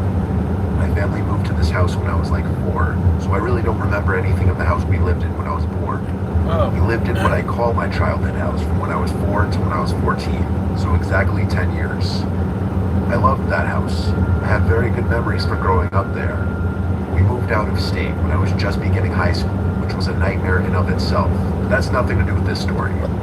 The backyard of my childhood home was a treehouse. It was built by the previous owner for his kids. Believe it or not, when my parents viewed the house, a major selling point was the kid-friendly Comfort. nature of the house and the backyard for my older brother and I. My brother Kyle is 2 years older than me, so he was 6 when they bought the house. My brother and I apparently were very excited over the treehouse aspect of the backyard, according to my parents. My brother and I would play in the treehouse with friends we made over the years, but as the years passed, I would stop playing the treehouse at a certain age. At the age of 12, I was obviously not playing in the treehouse anymore, but I was admittedly a troublemaker around this age, and I would often get in trouble with my parents. I'd get grounded often, and in general, I'd just throw a lot of temper tantrums, and there would be a lot of yelling in the house. One weekend, my dad grounded me for a repeat complaint from my guidance counselor about my behavior and grades in school. Like an angsty, annoying preteen, I thought I hated my parents at that moment. That night, I refused to sleep in the house. I took a couple of blankets and pillows and went outside to the treehouse to sleep up there. It wasn't the first time I'd done this. My parents would know about it when I do it. They didn't care. It was my little way of rebelling. Little did my dad know that I had my Nintendo DS with me, even though I wasn't allowed to play video games or watch TV. I played Animal Crossing for literally hours before getting tired and eventually going to sleep. But I think I was only asleep for a few moments. I don't think I even entered REM sleep yet. I woke up to a Comfort.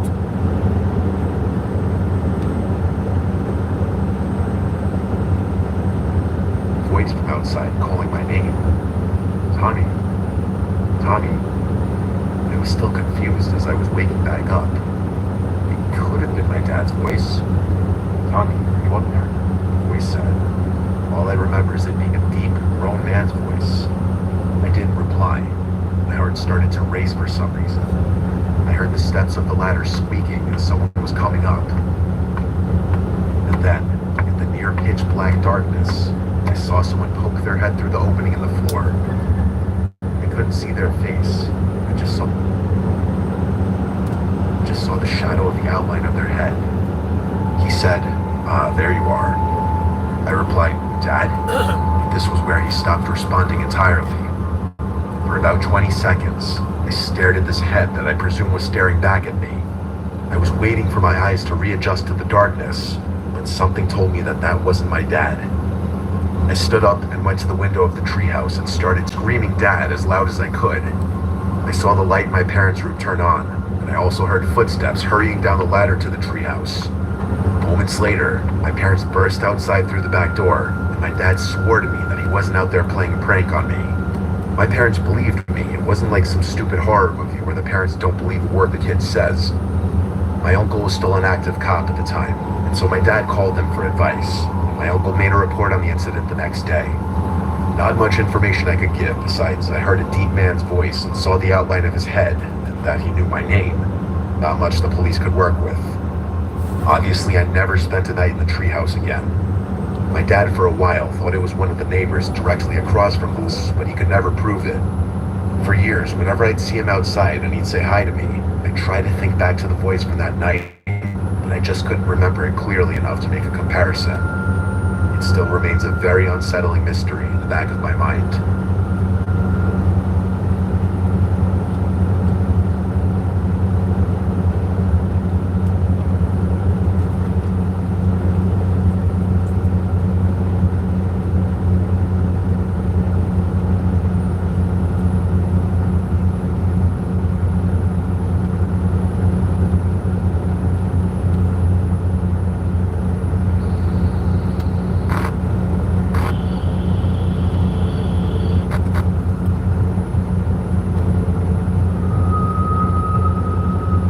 During hunting season, at least once a year, I try to travel up to Maine and rent an Airbnb to go hunting. I never bought my own place because I can't really afford it just for a single trip every year, so doing a weekend rental makes more sense for me. Plus, I'm not exactly an expert. I'm still trying to get more experience. Some years I'd go with my uncle, but in recent years he hasn't been in the best shape health-wise and he's not really up to it anymore, so I've been going alone more recently. Last year, which was 2022 at the time I'm writing this, was the last season that I went hunting. It was November. The Airbnb I rented was near a national park. I arrived late on a Friday because I had to come home from work, get ready, then head out on the road trip. When I pulled up into the long stretch of private dirt road to get to the cabin-type Airbnb, it was pitch black outside. It was dead silent too. This time of year there's obviously no bugs or crickets left, so the nights are dead silent and dark up there. Especially if the place you're staying is secluded like this one. I pulled up as close as I could to the cabin, and the owner told me the key would be hidden under the mat. Sure enough, it was there. I brought my 2 bags inside the cabin and unpacked my things onto the bed in the 1 bedroom. It was a very cozy cabin, and the owner already had the heat turned up for me, which was nice. Maine gets pretty cold up there in November. There was cable and Wi-Fi in this Airbnb, so I set an alarm to get an early start at dawn, which in my opinion is the best time to find deer or even moose if you're lucky. The next morning, I was up as soon as my alarm went off. I was out in the woods in less than half an hour.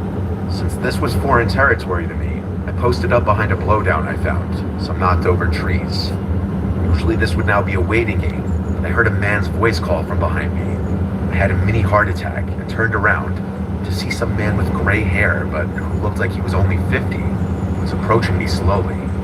He said slowly in a very angry sounding voice, "What the hell are you doing here?" I responded, "Excuse me?" He said, "Hunting is restricted here." I actually was unaware of this. When I explained this to him, he said, "I watched you ride up here. You best leave the way you came." This scared me.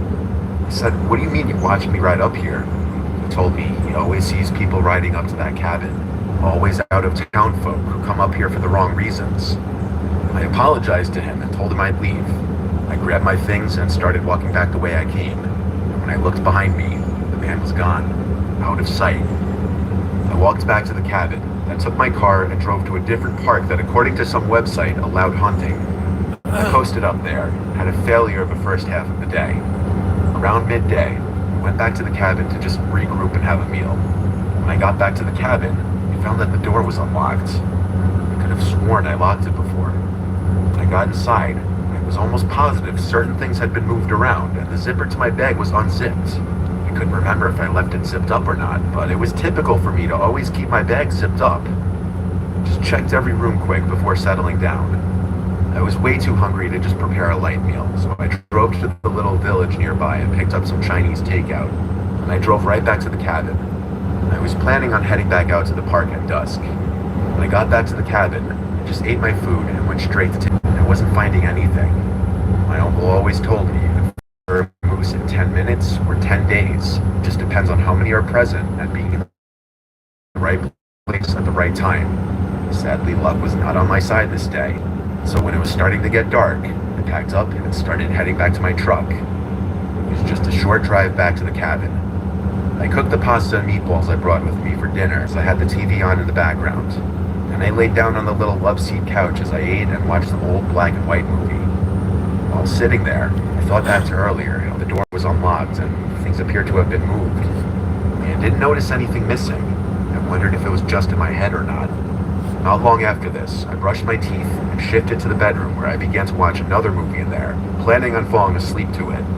I was starting to drift into that half-sleep state, where what was going on in the movie was actually starting to blend into this half-awake dream I was kind of having, until I heard the distinct sound of a door clicking open that snapped me out of my half-sleep. I groggily looked up, and noticed the closet door in the room was now cracked open. This immediately woke me up completely. Now, the door being unlocked and belongings potentially being moved did not seem like a coincidence. I waited a moment and got out of bed, went to my hunting pack, and grabbed my CZ-75. I went back to the bedroom, turned on the light, pointed my gun at the closet door. I yelled, "Come out now or I'll shoot." A big part of me still didn't believe there could actually be a person in there, and I thought that I was just being overly cautious. But when the door actually pushed open, I was in pure shock. That older man from earlier in the day stepped out, and his unhappy-looking face switched to a gross smile, missing a front tooth. He said, "You got me." I said, "Don't move," as I went to grab my cell phone and called 911. Thank God I had service here. The sheriff's department was on their way, and I let them know I was armed and had the intruder at gunpoint. It was an excruciatingly long wait before the sheriff's deputies arrived. During that time, the man was telling me how he's sick of people like me having no respect for the parks up here. I had no idea what he meant, but I wasn't entertaining him. I kept telling him to shut up. When deputies got there, it was an obvious arrest for breaking and entering and possibly robbery. I don't think he ever actually stole anything from me. The man claimed the door was simply unlocked, though I don't know if that was true or if he had somehow picked a lock or even climbed through a window. The Airbnb host said that there were no other hidden keys and that I definitely left the door unlocked. He seemed more concerned about whether anything of his was stolen and putting blame on me as opposed to asking me if I was okay and apologizing for the experience.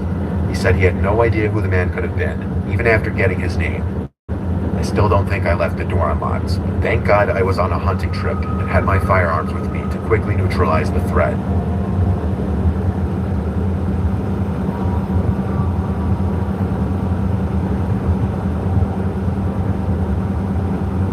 I was 14 when the story took place. It was my first year hunting deer with my family. To be specific, my father, my cousin, and myself. To paint a picture, my blind was 2 miles south of my father's, with his stand being 9 miles southwest of my camp. We drove a four-wheeler about 100 yards away from his stand, which left me with a while to walk before I even got to mine.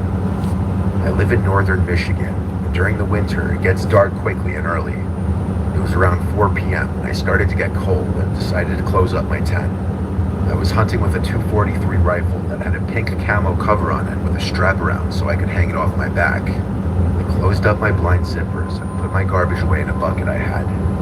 As I was throwing away my trash, I heard a couple leaves crumble, so I immediately turned my head up to see if it was a deer. After about a minute, I brushed it off as a squirrel or a bird. Disappointed, I closed my blind and headed to my father's. As I was taking my first steps out of my blind, I could see a fresh pathway brush through the leaves. It was a wide path, not from a small animal or even a deer. I immediately started thinking a bear or a wolf, so I started speed walking to where my dad was. I started to panic as it started to get even darker and I was still roughly a mile away. I was just walking, and as I was stopped in my tracks by one of the most haunting and horrifying noises I'd ever heard. The best way to describe it was a bear/man that was being murdered. It sounded roughly 150 yards back as I started to run. Running with boots and thick hunting gear was hard with 20 pounds on my back, but fear pushed me through and I didn't stop.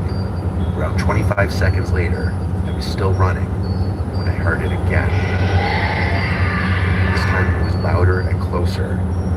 At this point, it was completely dark out, with the moon being the only source of light. I turned around with my headlight, but what I saw is still the most terrifying thing I've ever seen. Around 50 yards away, I saw a black figure in the dark, illuminated by the moonlight behind it. It was around 10 feet tall and skinny. Without thinking twice, I started running while trying to get my gun off my back. I didn't know where I was running, but I just ran. I ended up on a road that I recognized as Rabbit Road, the road that connects my camp with the entrance to the hunting area. I ran on the road until I got to my camp. By the time I got into sight of my cabin, I turned around again and saw it again, this time further away. It was still standing up, and I can only describe it as a tall, black, skinny figure. It had long arms and long legs. As I got on my cabin steps, I threw up from exhaustion and continued to vomit for about as I later then passed out. I woke up to the sound of my dad's four-wheeler turning into the cabin driveway. I started crying as I ran up to him, hugging him. I quickly told him the story of what happened and how I ran back without stopping. He didn't believe me at first, but as we got settled inside, his face started to change as he saw the desperation in my eyes. I didn't sleep that night, or for weeks after. People have told me it was most likely a bear, or I was just seeing things, but I know what I saw. I'm older now, and I only hunt with someone with me. I also hunt with a bigger gun because it gives me reassurance that I could shoot something larger.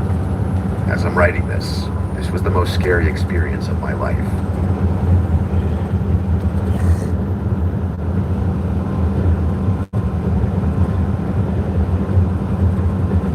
It was a Friday evening and I was getting home from school.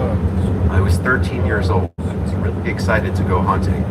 I love hunting, especially the ranch we go to in Alice, Texas.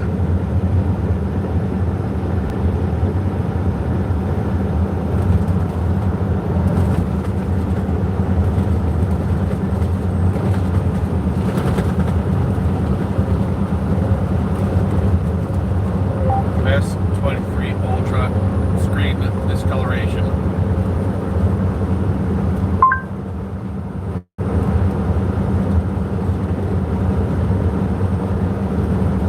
Oh, you piece of fucking shit.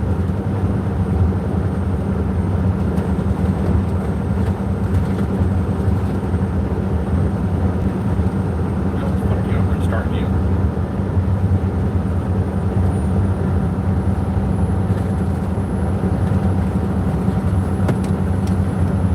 Backed up? Alright, fuck you.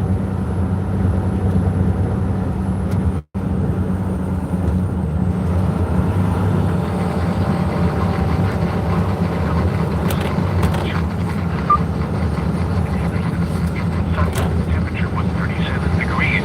Dew point 20. The relative humidity was 50%. Wind was northwest at 12 miles an hour, producing a wind chill of 29. And now,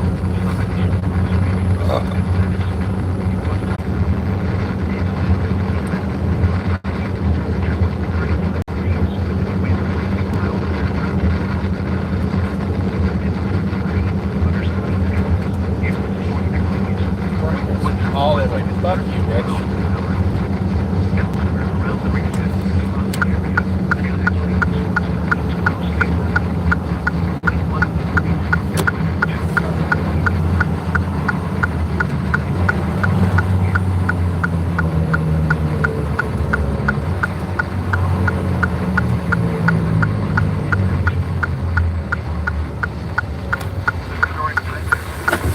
Not asking. Stop.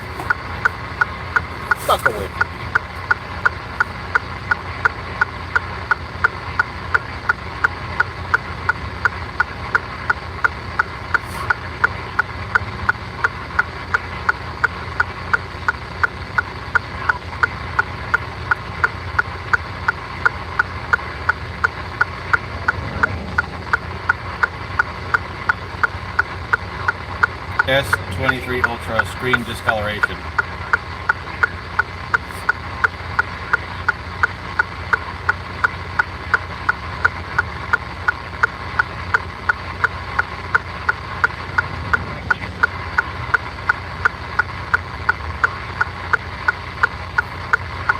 Fuck up.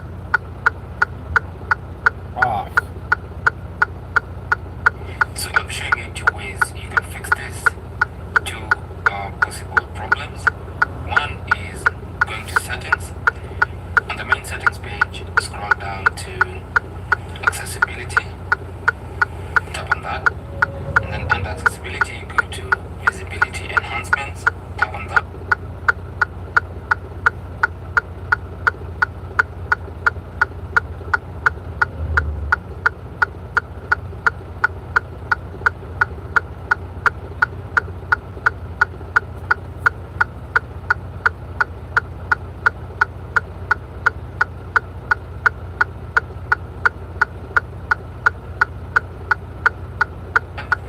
And then here, what you want to do is look for, first of all, look for color correction. Make sure that is disabled. And then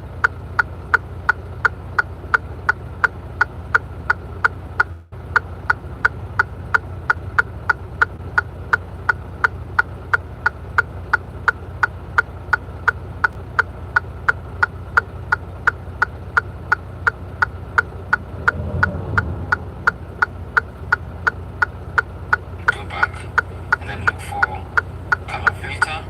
Make sure that is disabled as well.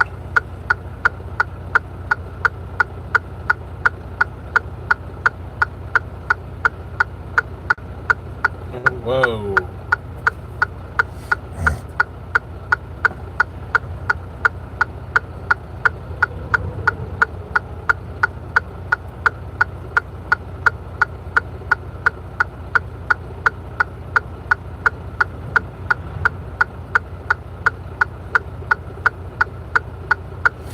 Like that. And still, if you still have the same problem, then check for eye comfort. So scroll down from the top of the screen until you see these shortcut icons, and then look for eye comfort shield and make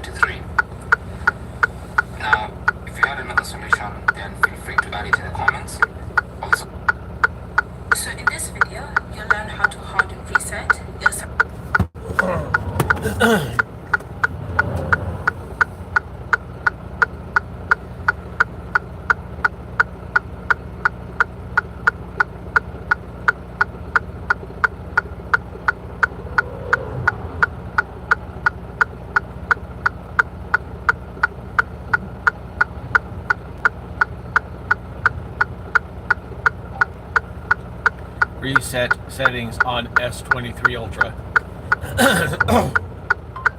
Reset settings on S23 Ultra. No, fuck you, bitch.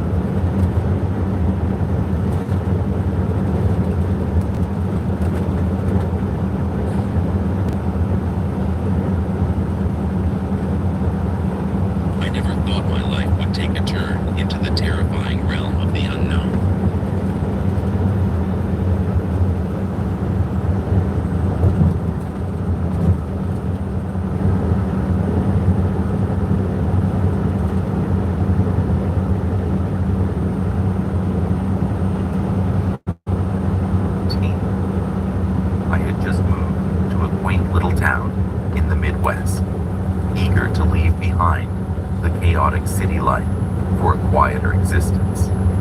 The town was picturesque, with its old brick buildings and tree-lined streets that glowed with shades of red and orange as the leaves fell. I was looking forward to long hikes in the nearby woods and quiet nights spent reading by the fireplace. However, beneath this serene facade lay a history steeped in mystery and fear. I had only been living in the town for a few weeks when I started hearing rumors from my neighbors.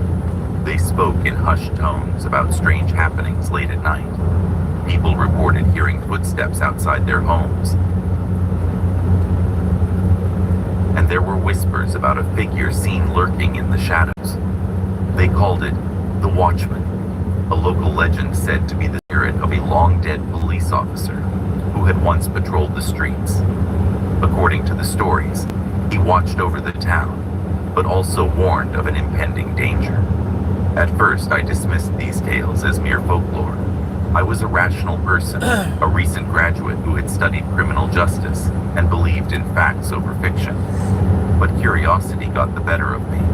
I wanted to know more about this so-called Watchman. I decided to visit the local library to dig into the town's history. The library was an old building, filled with the musty scent of aged books. As I searched through dusty archives, I stumbled upon a newspaper article dated back to the 1970s. It detailed the unsolved murder of a police officer named Officer James Reynolds, who had been found dead in the woods just outside of town. The article was sparse, mentioning that he had been investigating a string of break-ins and had vanished one night. The case was cold, and the circumstances surrounding his death remained a mystery. I felt a chill run down my spine as I read the article. The same woods where his body had been discovered were only a short hike from my new home. Intrigued, I decided to explore those woods. That weekend, I packed a small backpack with some water and snacks and set out to uncover the truth about Officer Reynolds and the legend of the Watchman. The trail was overgrown, and the deeper I ventured into the woods, the more isolated I felt. I couldn't shake the feeling that I was being watched. I brushed it off, attributing it to my overactive imagination. As I hiked, I stumbled upon an old dilapidated cabin that seemed out of place. The door hung loosely on its hinges, and the windows were cracked and dirty. I approached cautiously, curiosity piqued. As I stepped inside, the air was stale, and dust particles danced in the shafts of light streaming through the broken windows. There were remnants of old furniture and a worn-out police badge lying on the floor, tarnished and forgotten. My heart raced. I couldn't believe I had found something so eerie and significant. Suddenly, a noise outside made me freeze. It sounded like footsteps crunching on fallen leaves. My instincts kicked in, and I quickly ducked behind a battered armchair, my heart pounding in my ears. I waited, breathless, straining to hear anything that would indicate who or what.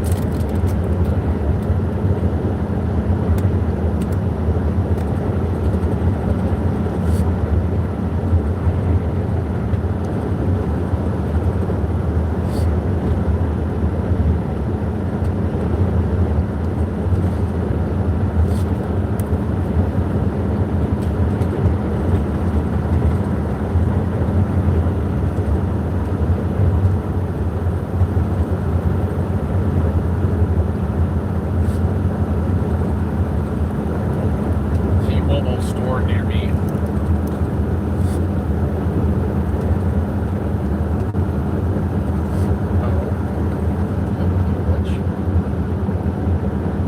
T-Mobile store near me.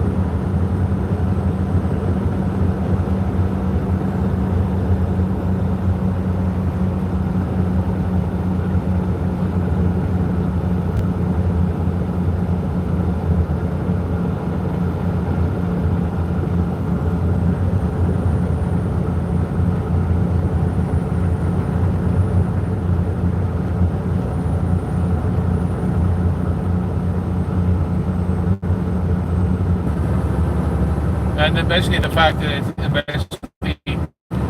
it's suffering from screen burn indicates it's a cheap panel, which means it's Samsung screw up.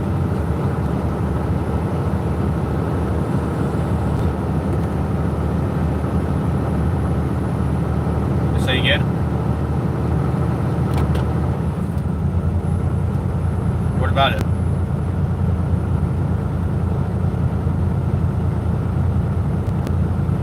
So is there any way we can manipulate and extend it?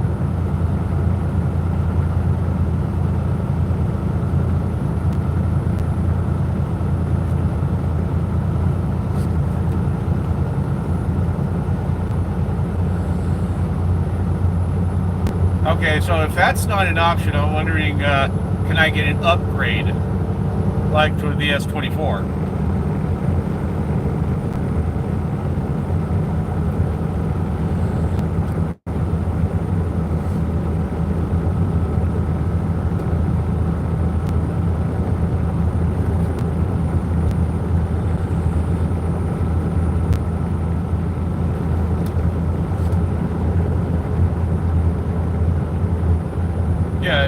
It started this like a couple of days ago, and I thought it was just because the phone was getting warm, because it's always sitting in the sun and stuff, sitting on my dash. And then I realized, okay, that's not normal, because my tablet also sits in the sun, and the tablet's not discolored. I'm like, okay, that's not right. The screen's damaged due to the fact that it's, what?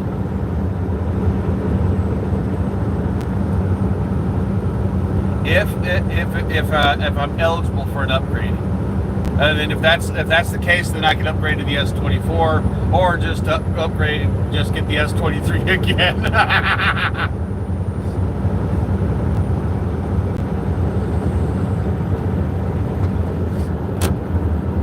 Okay.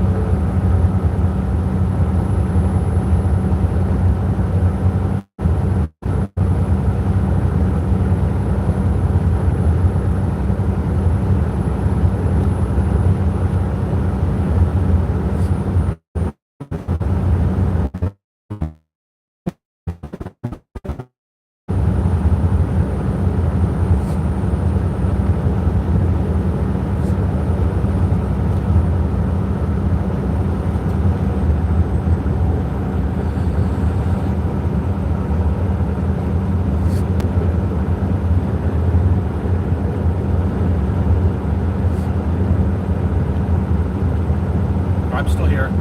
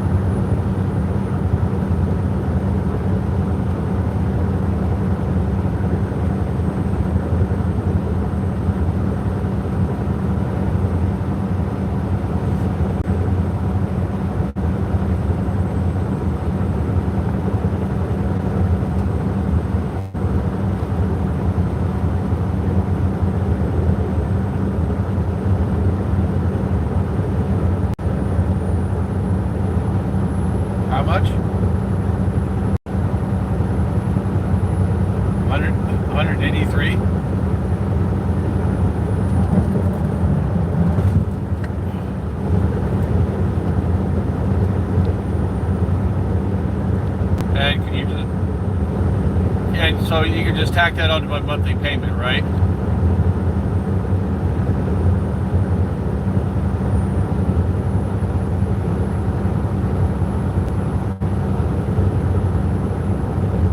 Yeah, I'm aware of that.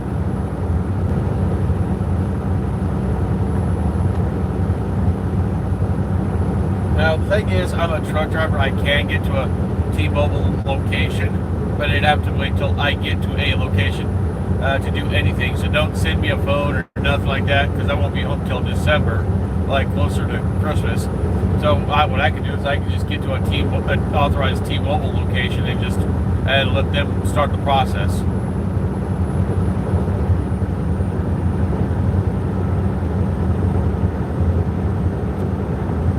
What?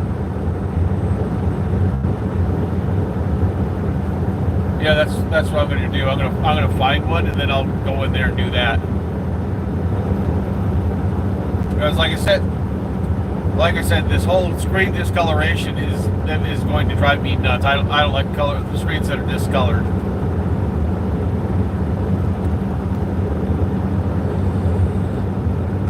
Yeah, I'm gonna have to find one, but yeah, I'm gonna do it there.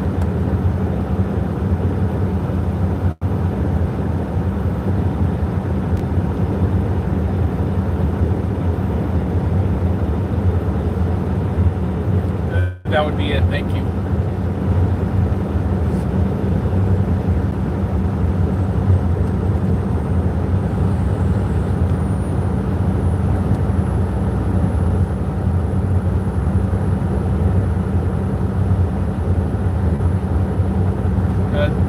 That'd be it. You've been wonderful. Thank you.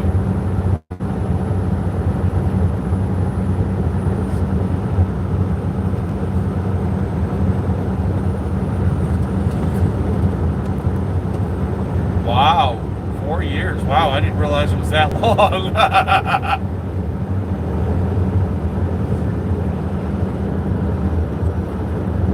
All right, thank you. Thank you. Have a good day. Bye-bye. Bye-bye.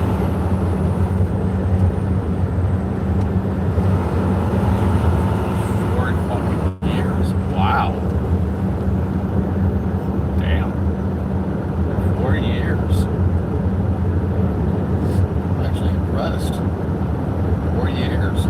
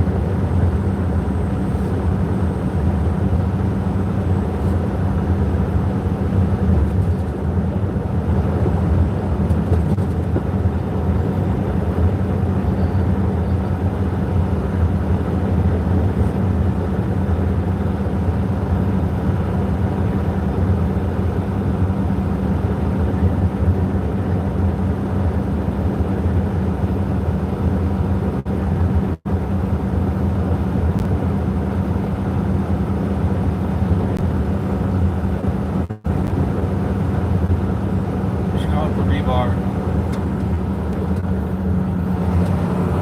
Oh, pretty far.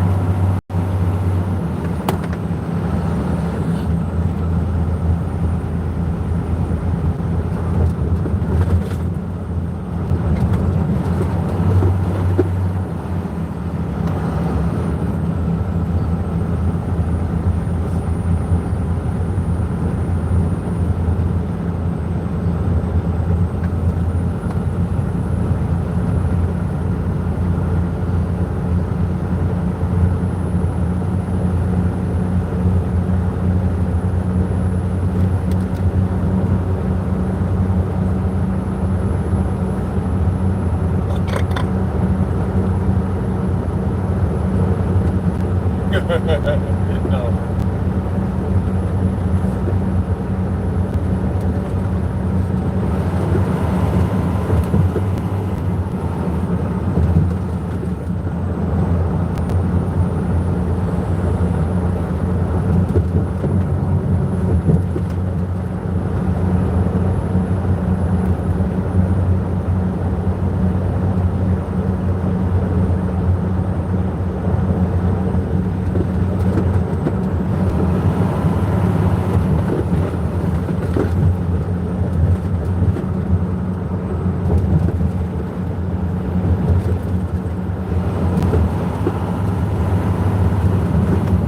Yes, ma'am.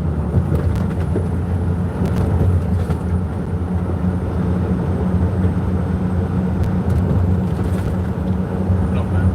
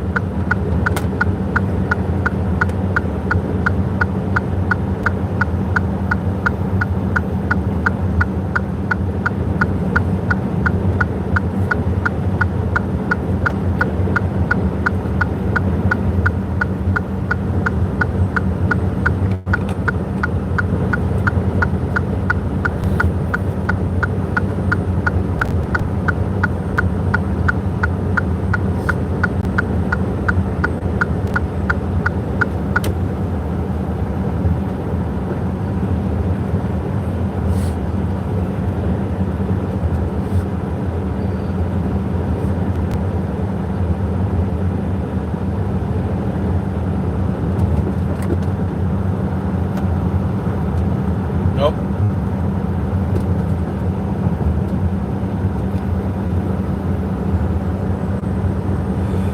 Go fuck yourself. Nope. it is their property, but still.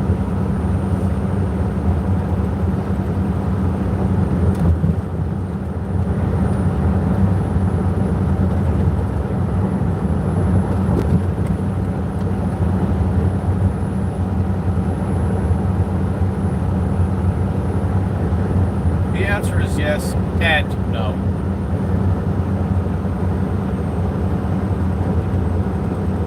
I say that for a reason. It is considered private property, but there are no laws stating that you can't dumpster dive. Cities can say that no dumpster diving allowed, but there is no law on actually doing it.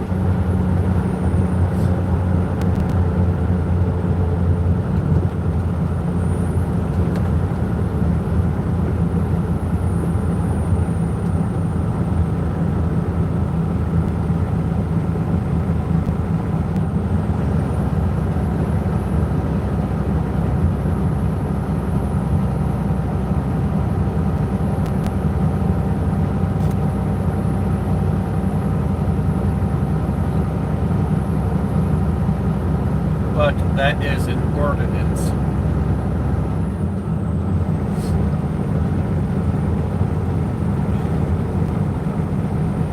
City.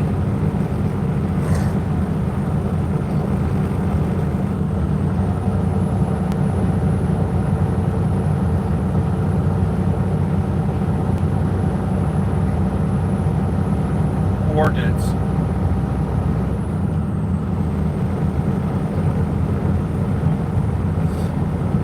Ordinance.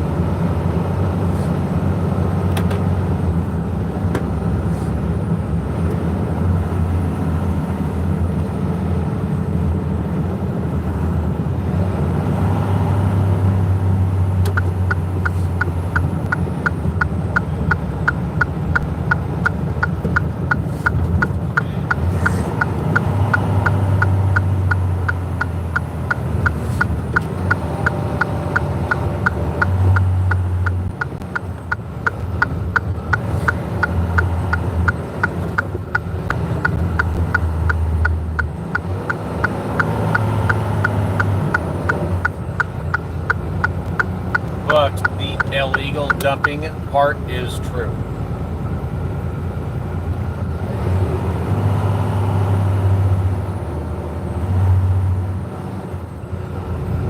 It could be considered as destruction of property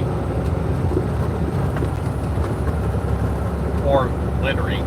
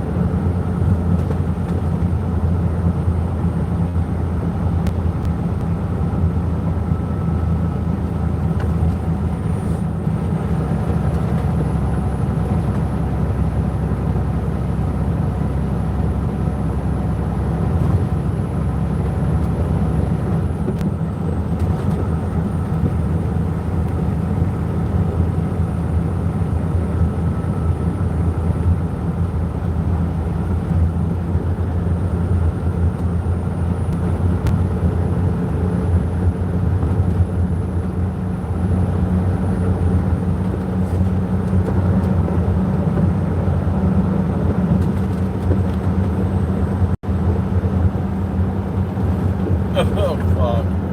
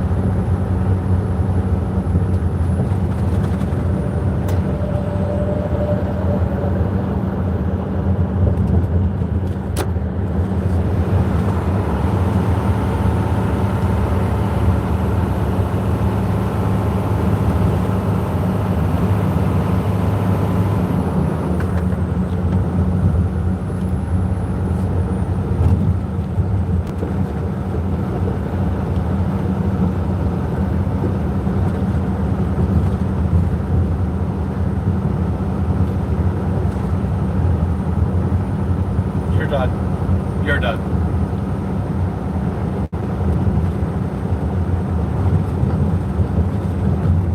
Bad news. Now it remembers you, and now it's after you.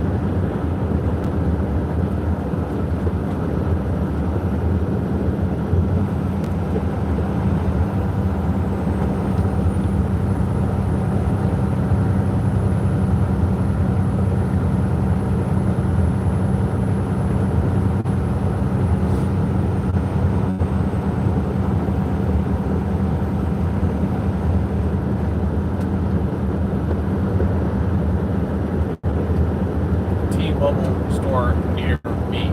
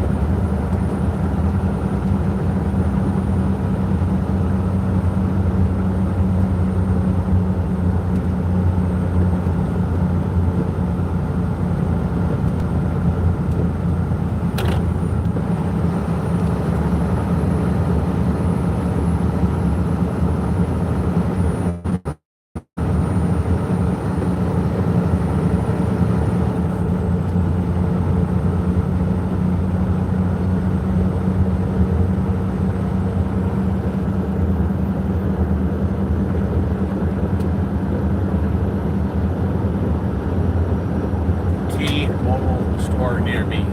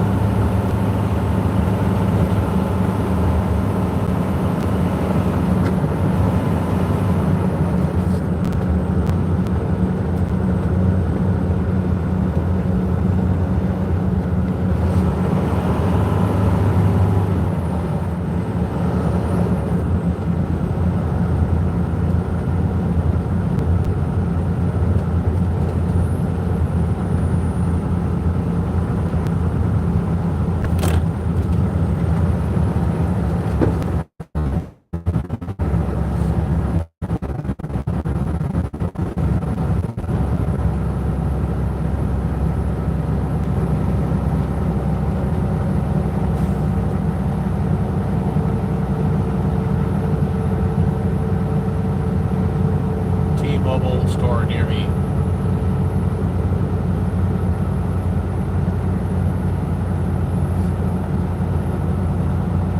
Oh, fuck you.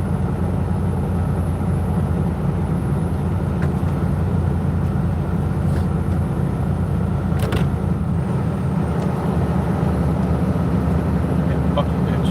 Climb the hill.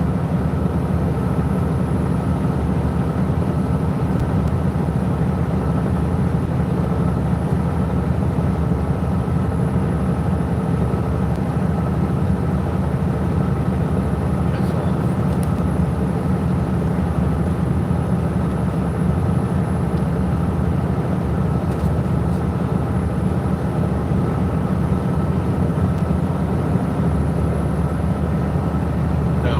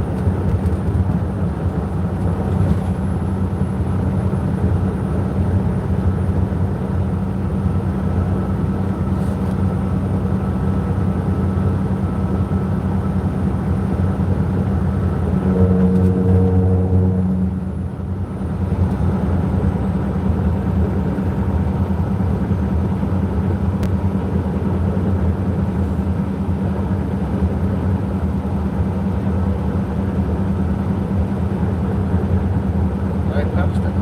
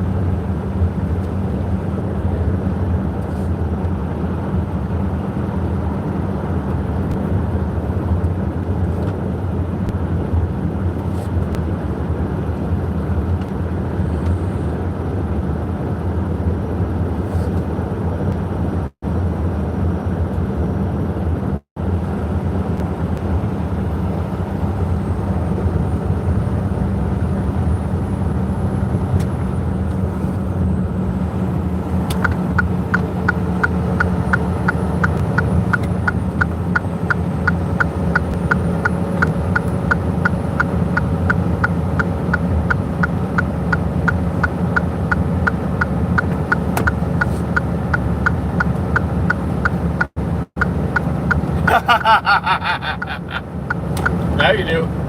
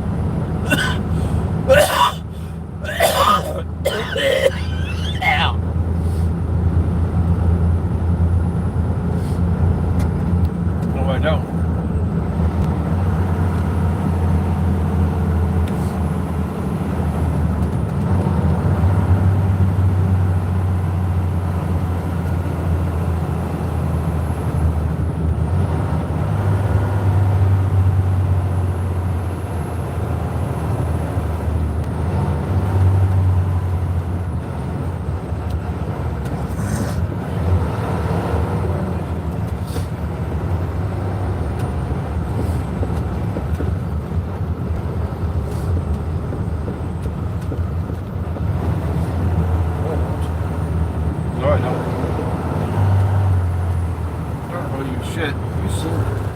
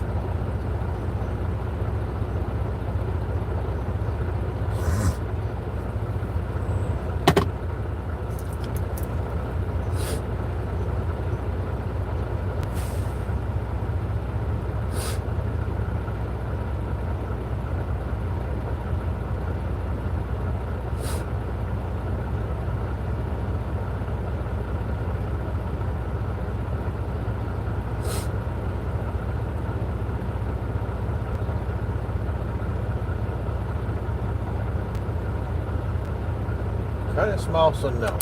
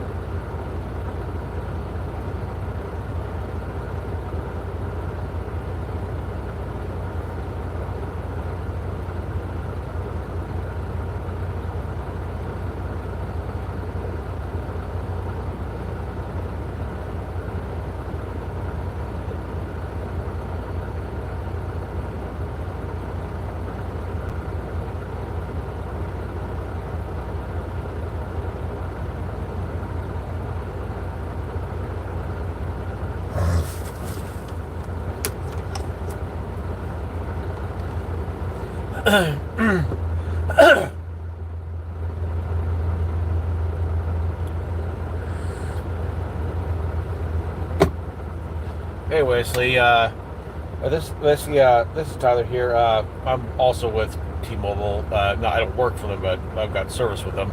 But I just got a question with your location. Is it big enough to accommodate a semi truck going all the way around the building?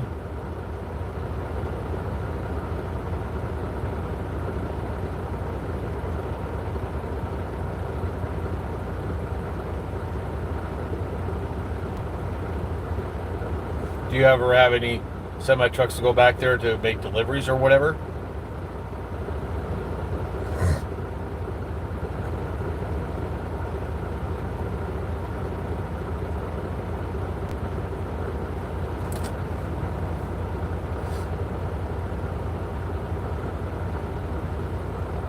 So there's a restaurant.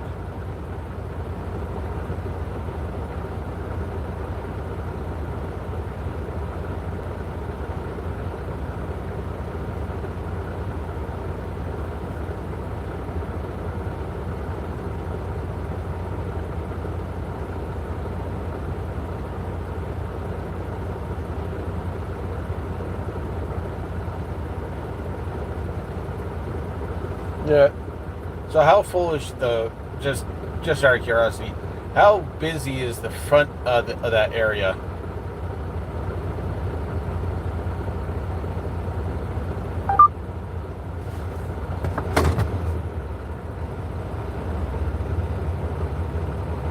The reason why I'm asking is I've got a 53-foot Conestoga attached to my truck.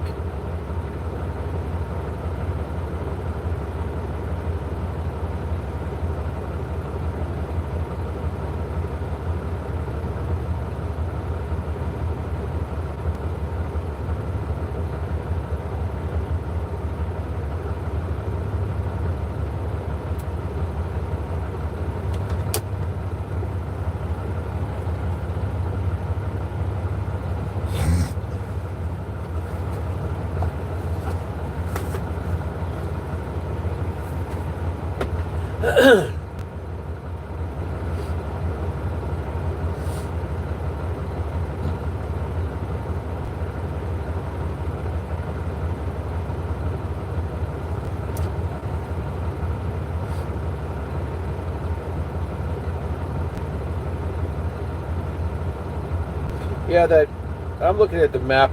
That's if you walk out the door, look to your left. Looks like there's a field sitting right next to you. Did trucks ever pull in there?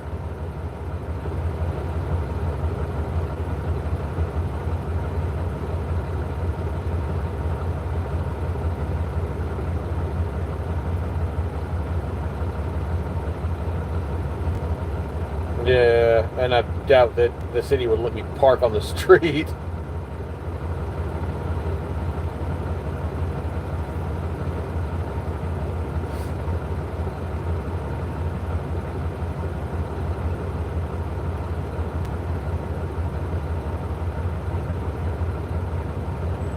Yeah, no, I get you.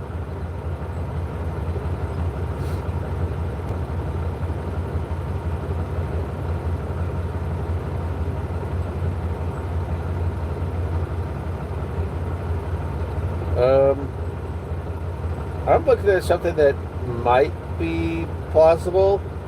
You got a Dollar Tree basically close by you, don't you?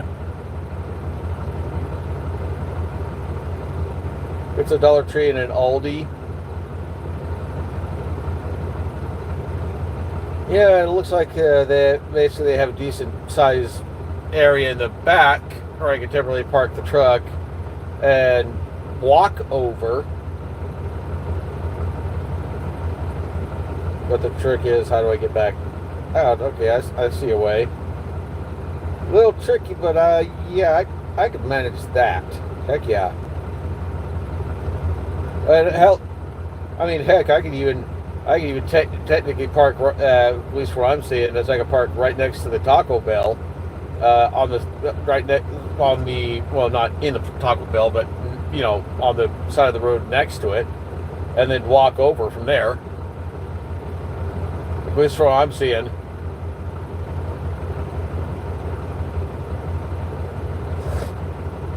But yeah, like I said, the phone that I've had for some time. Unfortunately, right now, basically, it's past the warranty thing. But the problem with it is, I've tried messing with the red, green, blue, whatever settings, whatever, to try and bring it back to a normal-ish color. But the problem is, it's kind of a yellowish orange color. Basically, the screen's faulty. It's also got burn in. Mess up thing is I'm still making payments on it, and yet, damn it.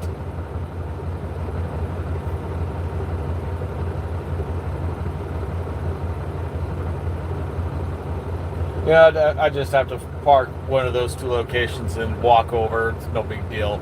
But like I said, if you want to pull up my account and see if I think I'm eligible for an upgrade or something, so I'm thinking maybe go to the S24 instead of the S23. So if you want to pull up my account.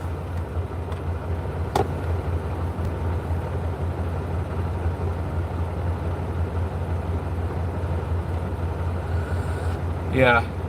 Like I said, there's a note in the system that basically T-Mobile's already aware of what's going on with the phone and whatnot. I mean, it's obnoxious. It's like, seriously, Samsung? It's like, get your shit together. I mean, it's like, I get it. They make billions and billions of dollars on phones, but you'd think they would stop using cheap freaking LCD panels that develop burn-in and all that.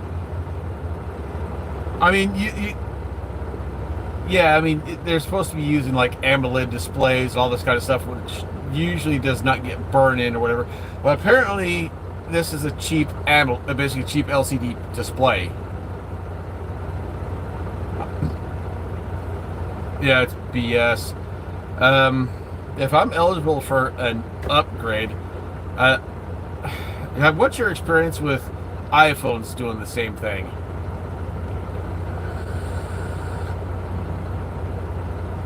Yeah, kind of also changing colors, and the screen gets ruined that way.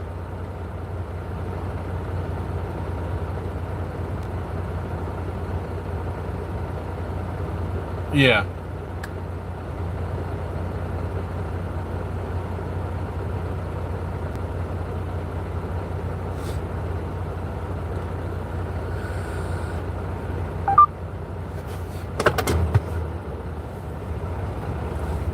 Yeah, I mean, I usually take pretty good care of this thing. I mean, I've got basically an OtterBox Defender Series case on it. I've had it on since brand new, and I maybe have dropped it once or twice, but usually it's from a low distance.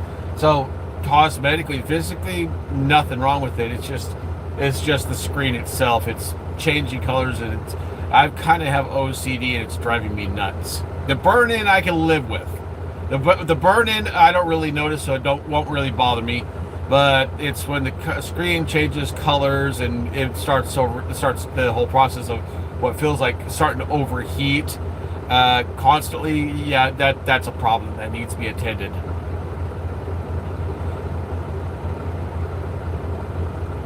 Yeah, and you'll take your phone and compare it to mine. You're like, yep, that's kind of a deep yellowish orange color. So I'm guessing at this point, just exchange it, and I'm pretty sure you guys can clone basically everything that's on my phone to the new phone. So literally, it's just a straight, clone it from one phone to the other, literally everything. Because my friend Raymond's been able to do the same damn thing. I don't know how the hell he does it, but I'm pretty sure you can literally match everything that's on this phone, match it to the other phone, and then do a factory reset and send that phone back in for basically a screen replacement. Like I said, messed up thing is I'm still making payments on this damn phone. But so what's the process with the whole upgrade thing? How does that work with me still making payments on this phone?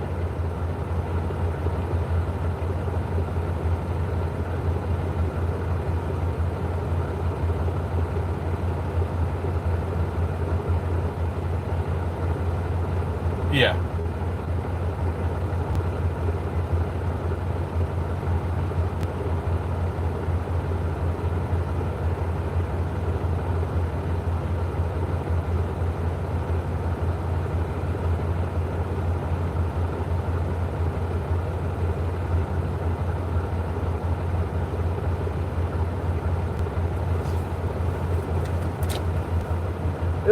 let's just for giggles, let's go to the T-Mobile app and see how much I have left on the damn phone. Man, stupid thing, really? It wants me to log back in, really? You piece of crap. Where the heck is it? Yeah, those are paid off. My tablet, my watch are paid off. And I've actually had to basically exchange the tablet for a new one because it started glitching the hell out, which is weird, but whatever. So, click on here and see how much I have left on the phone. Hopefully this is the right area. Where do I go to see that?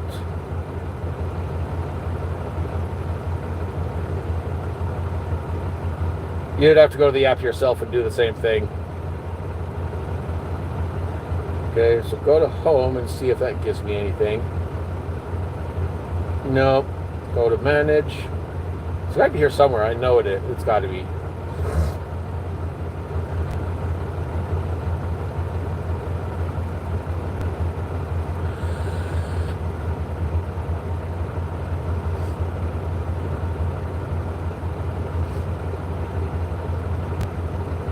Account management.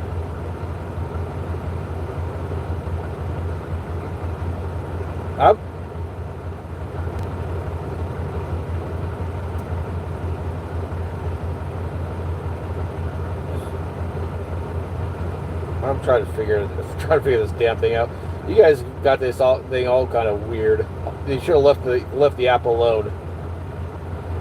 The way it was, the old way, it was easier to manage. I mean, I'm not lying.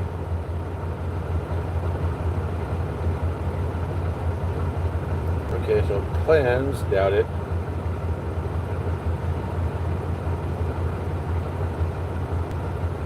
Client details, no, that's not it. I'm trying to find this damn thing. I'm sitting here taking a 30-minute break at a rest area close by you, out by the highway.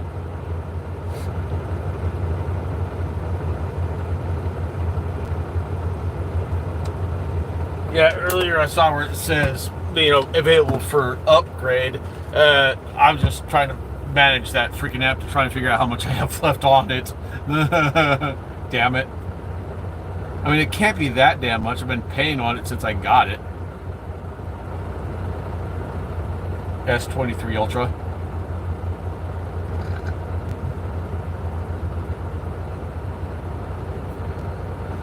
Yeah, and from basically assuming I'm eligible for that upgrade, what I'm going to be doing from now on is not only am I going to be making the normal payments, but I'm also going to start basically throwing in an extra $100 just at that phone, so that it gets paid off a lot quicker. And most people just do the minimum and say, okay, good enough. No, I should start basically throwing an extra $100 at it just to pay off the device itself.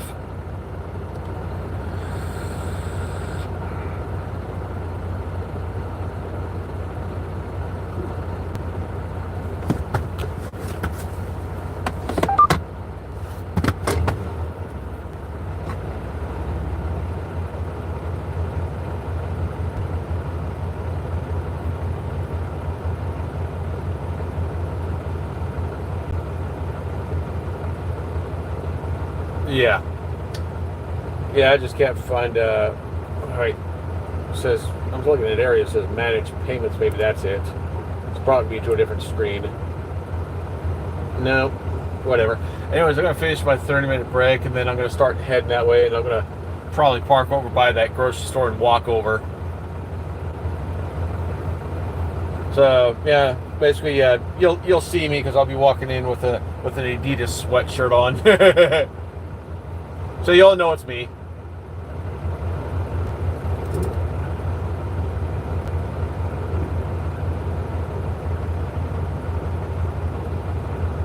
Yeah, the lady I spoke to earlier, she says that I might have to pay something like 180 something bucks or whatever. I don't freaking know. But you'll be able to tell me as soon as you pull up my account. So I'm going to basically finish up the 30 here, and then I'm going to head over there and find a good place to park this thing, and then I'll walk over. All right, thanks. Bye.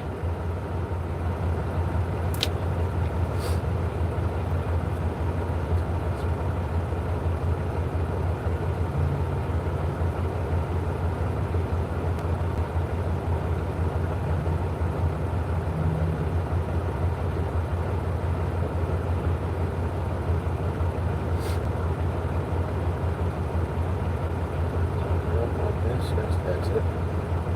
Drive all the way down.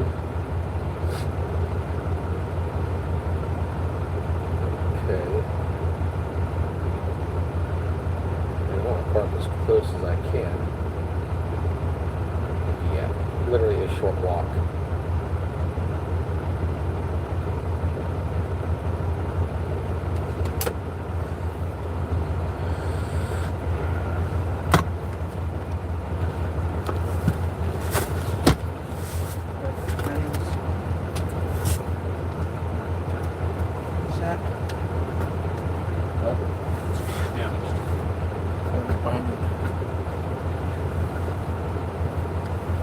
I consider that damage.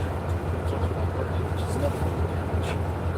Even though there's no cracks, no physical damage that way, it's cosmetic damage.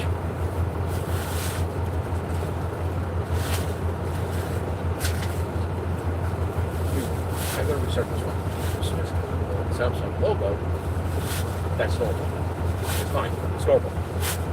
The moment it starts booting, actually booting, and it gets to a normal screen, the other one shows color. Not right.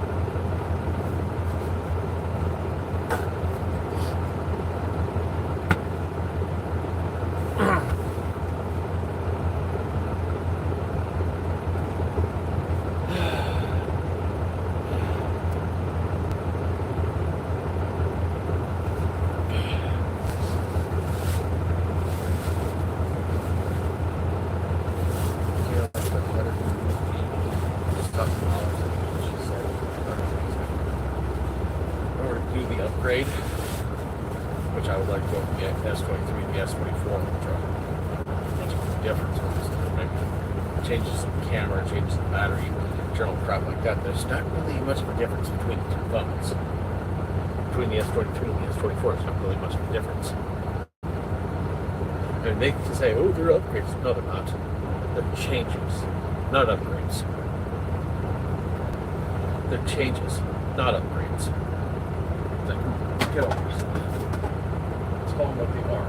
Changes. Tweaks. Changes. Tweaks. Let's not call them what they're not.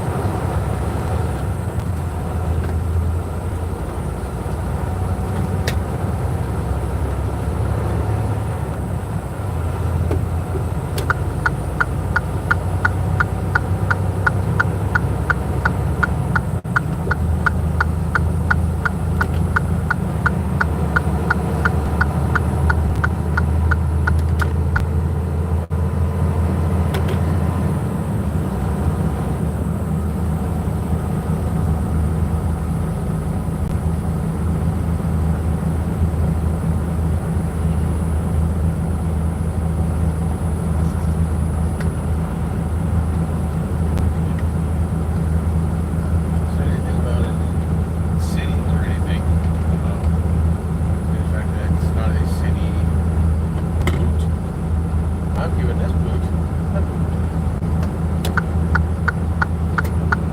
I give this boot the boot. Watch me. Yes, my rights. Yeah, I'm going to that wrong today. It is right. They're not today.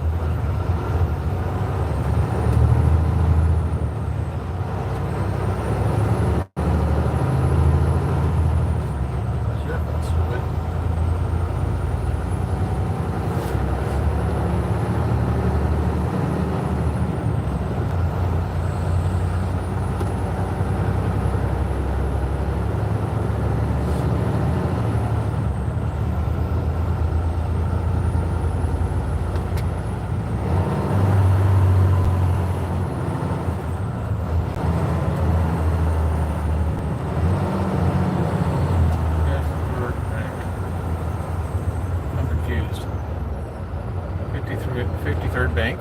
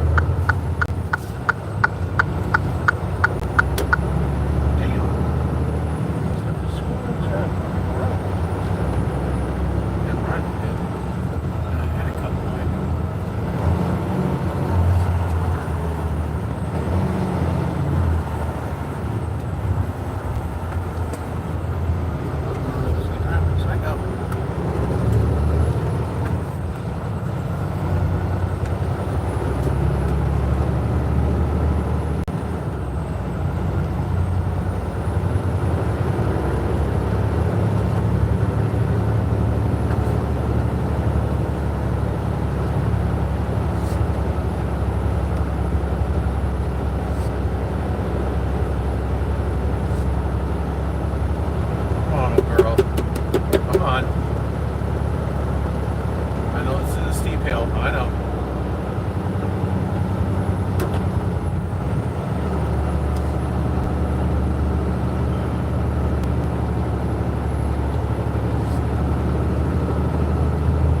You've dealt with worse than this. Come on, little girl.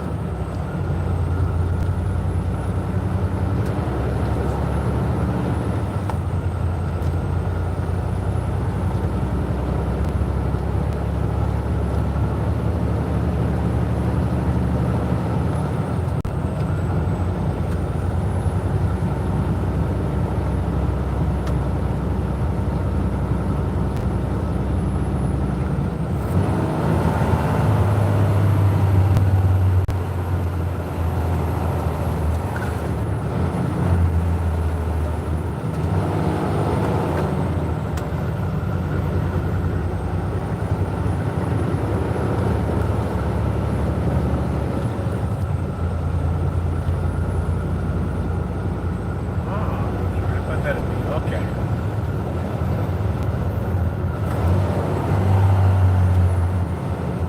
Stop sign, turn left.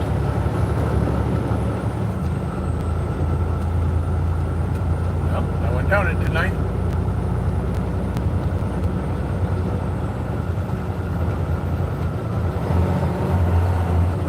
Stop light, turn left.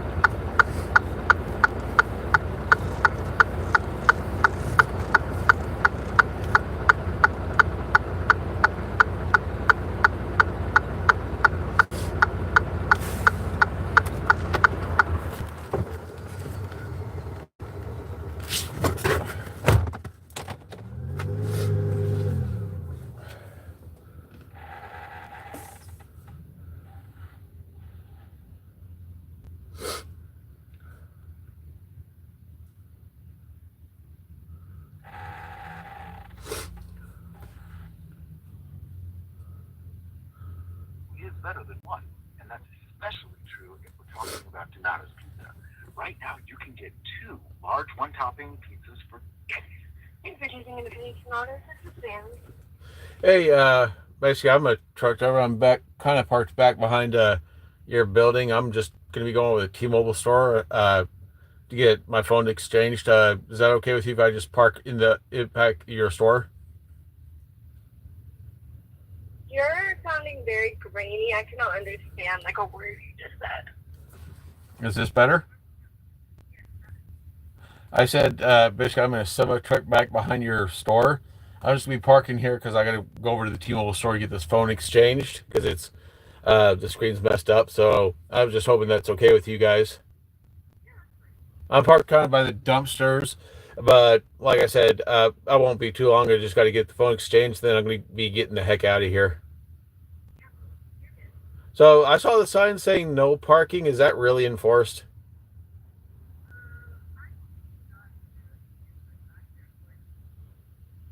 Well, like I said, I'm also kind of between your place and the Dollar General, whatever it is that's next to you.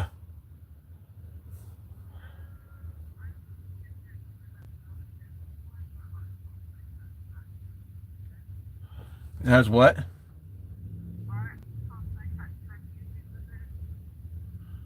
Okay. Yeah, I mean, if you look out the right side of your building, you'll see a semi truck with a Conestoga attached to it. Yeah, that's just me. All right, thank you. Bye.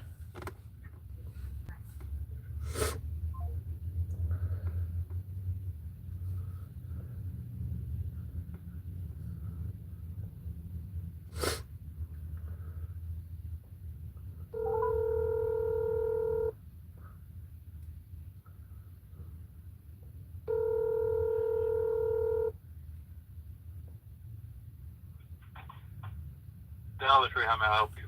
Hey, this is Tyler here. I'm parked in the back of your store. I've got a semi truck. I'm kind of parked against the curb, far away, literally towards the Taco Bell sign. Yeah. I'm just letting you know I'm just gonna be heading over to the T-Mobile store and get my phone exchanged because it's acting up. So I'm just letting you know I'm parked back here. So if anyone walks back there and is like, "What the heck?" I'm just going over to the T-Mobile store. Okay. Yeah, that should be no problem. Yeah, it's not like I'm parking for the night. No, heck no. Like I said, I got to get this phone exchanged. There's something wrong with the screen, so I got to get the phone exchanged. Okay, yeah, that's no problem. We don't have any deliveries today, I don't believe. But that should be fine. I mean, it's I don't see any. I mean, I see that loading dock, but I think that's your next door neighbors. Yeah, that's for all these. I would not block that. But yeah, if you want to park on the side next to that, that won't be any problem. Like I said, I'm parked more towards the Taco Bell sign, literally right next to it. So if you look out the door, you'll see my truck's just sitting here, and I've learned through all of my years of experience, park out of the way. If you're gonna park somewhere,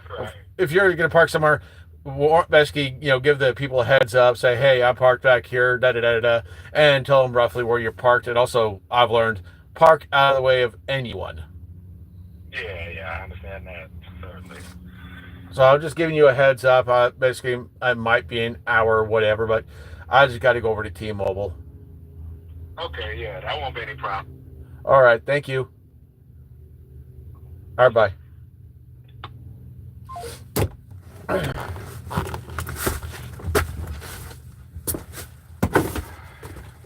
Oh, fucker.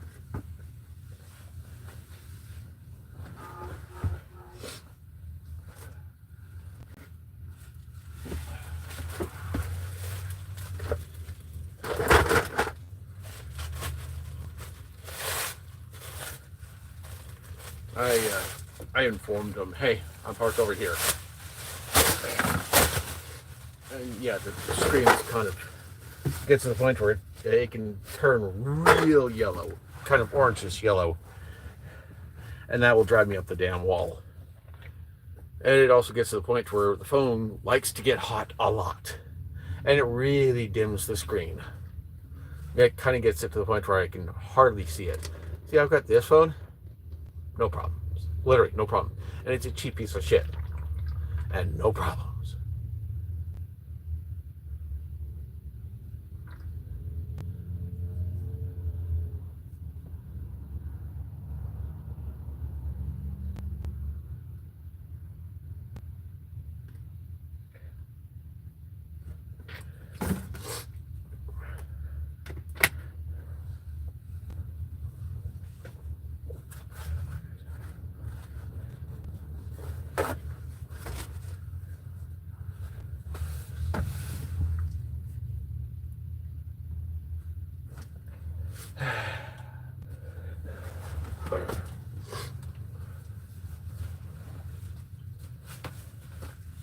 So if you have any issues at all, come over to T-Mobile and ask for me. Again, my name is Tyler.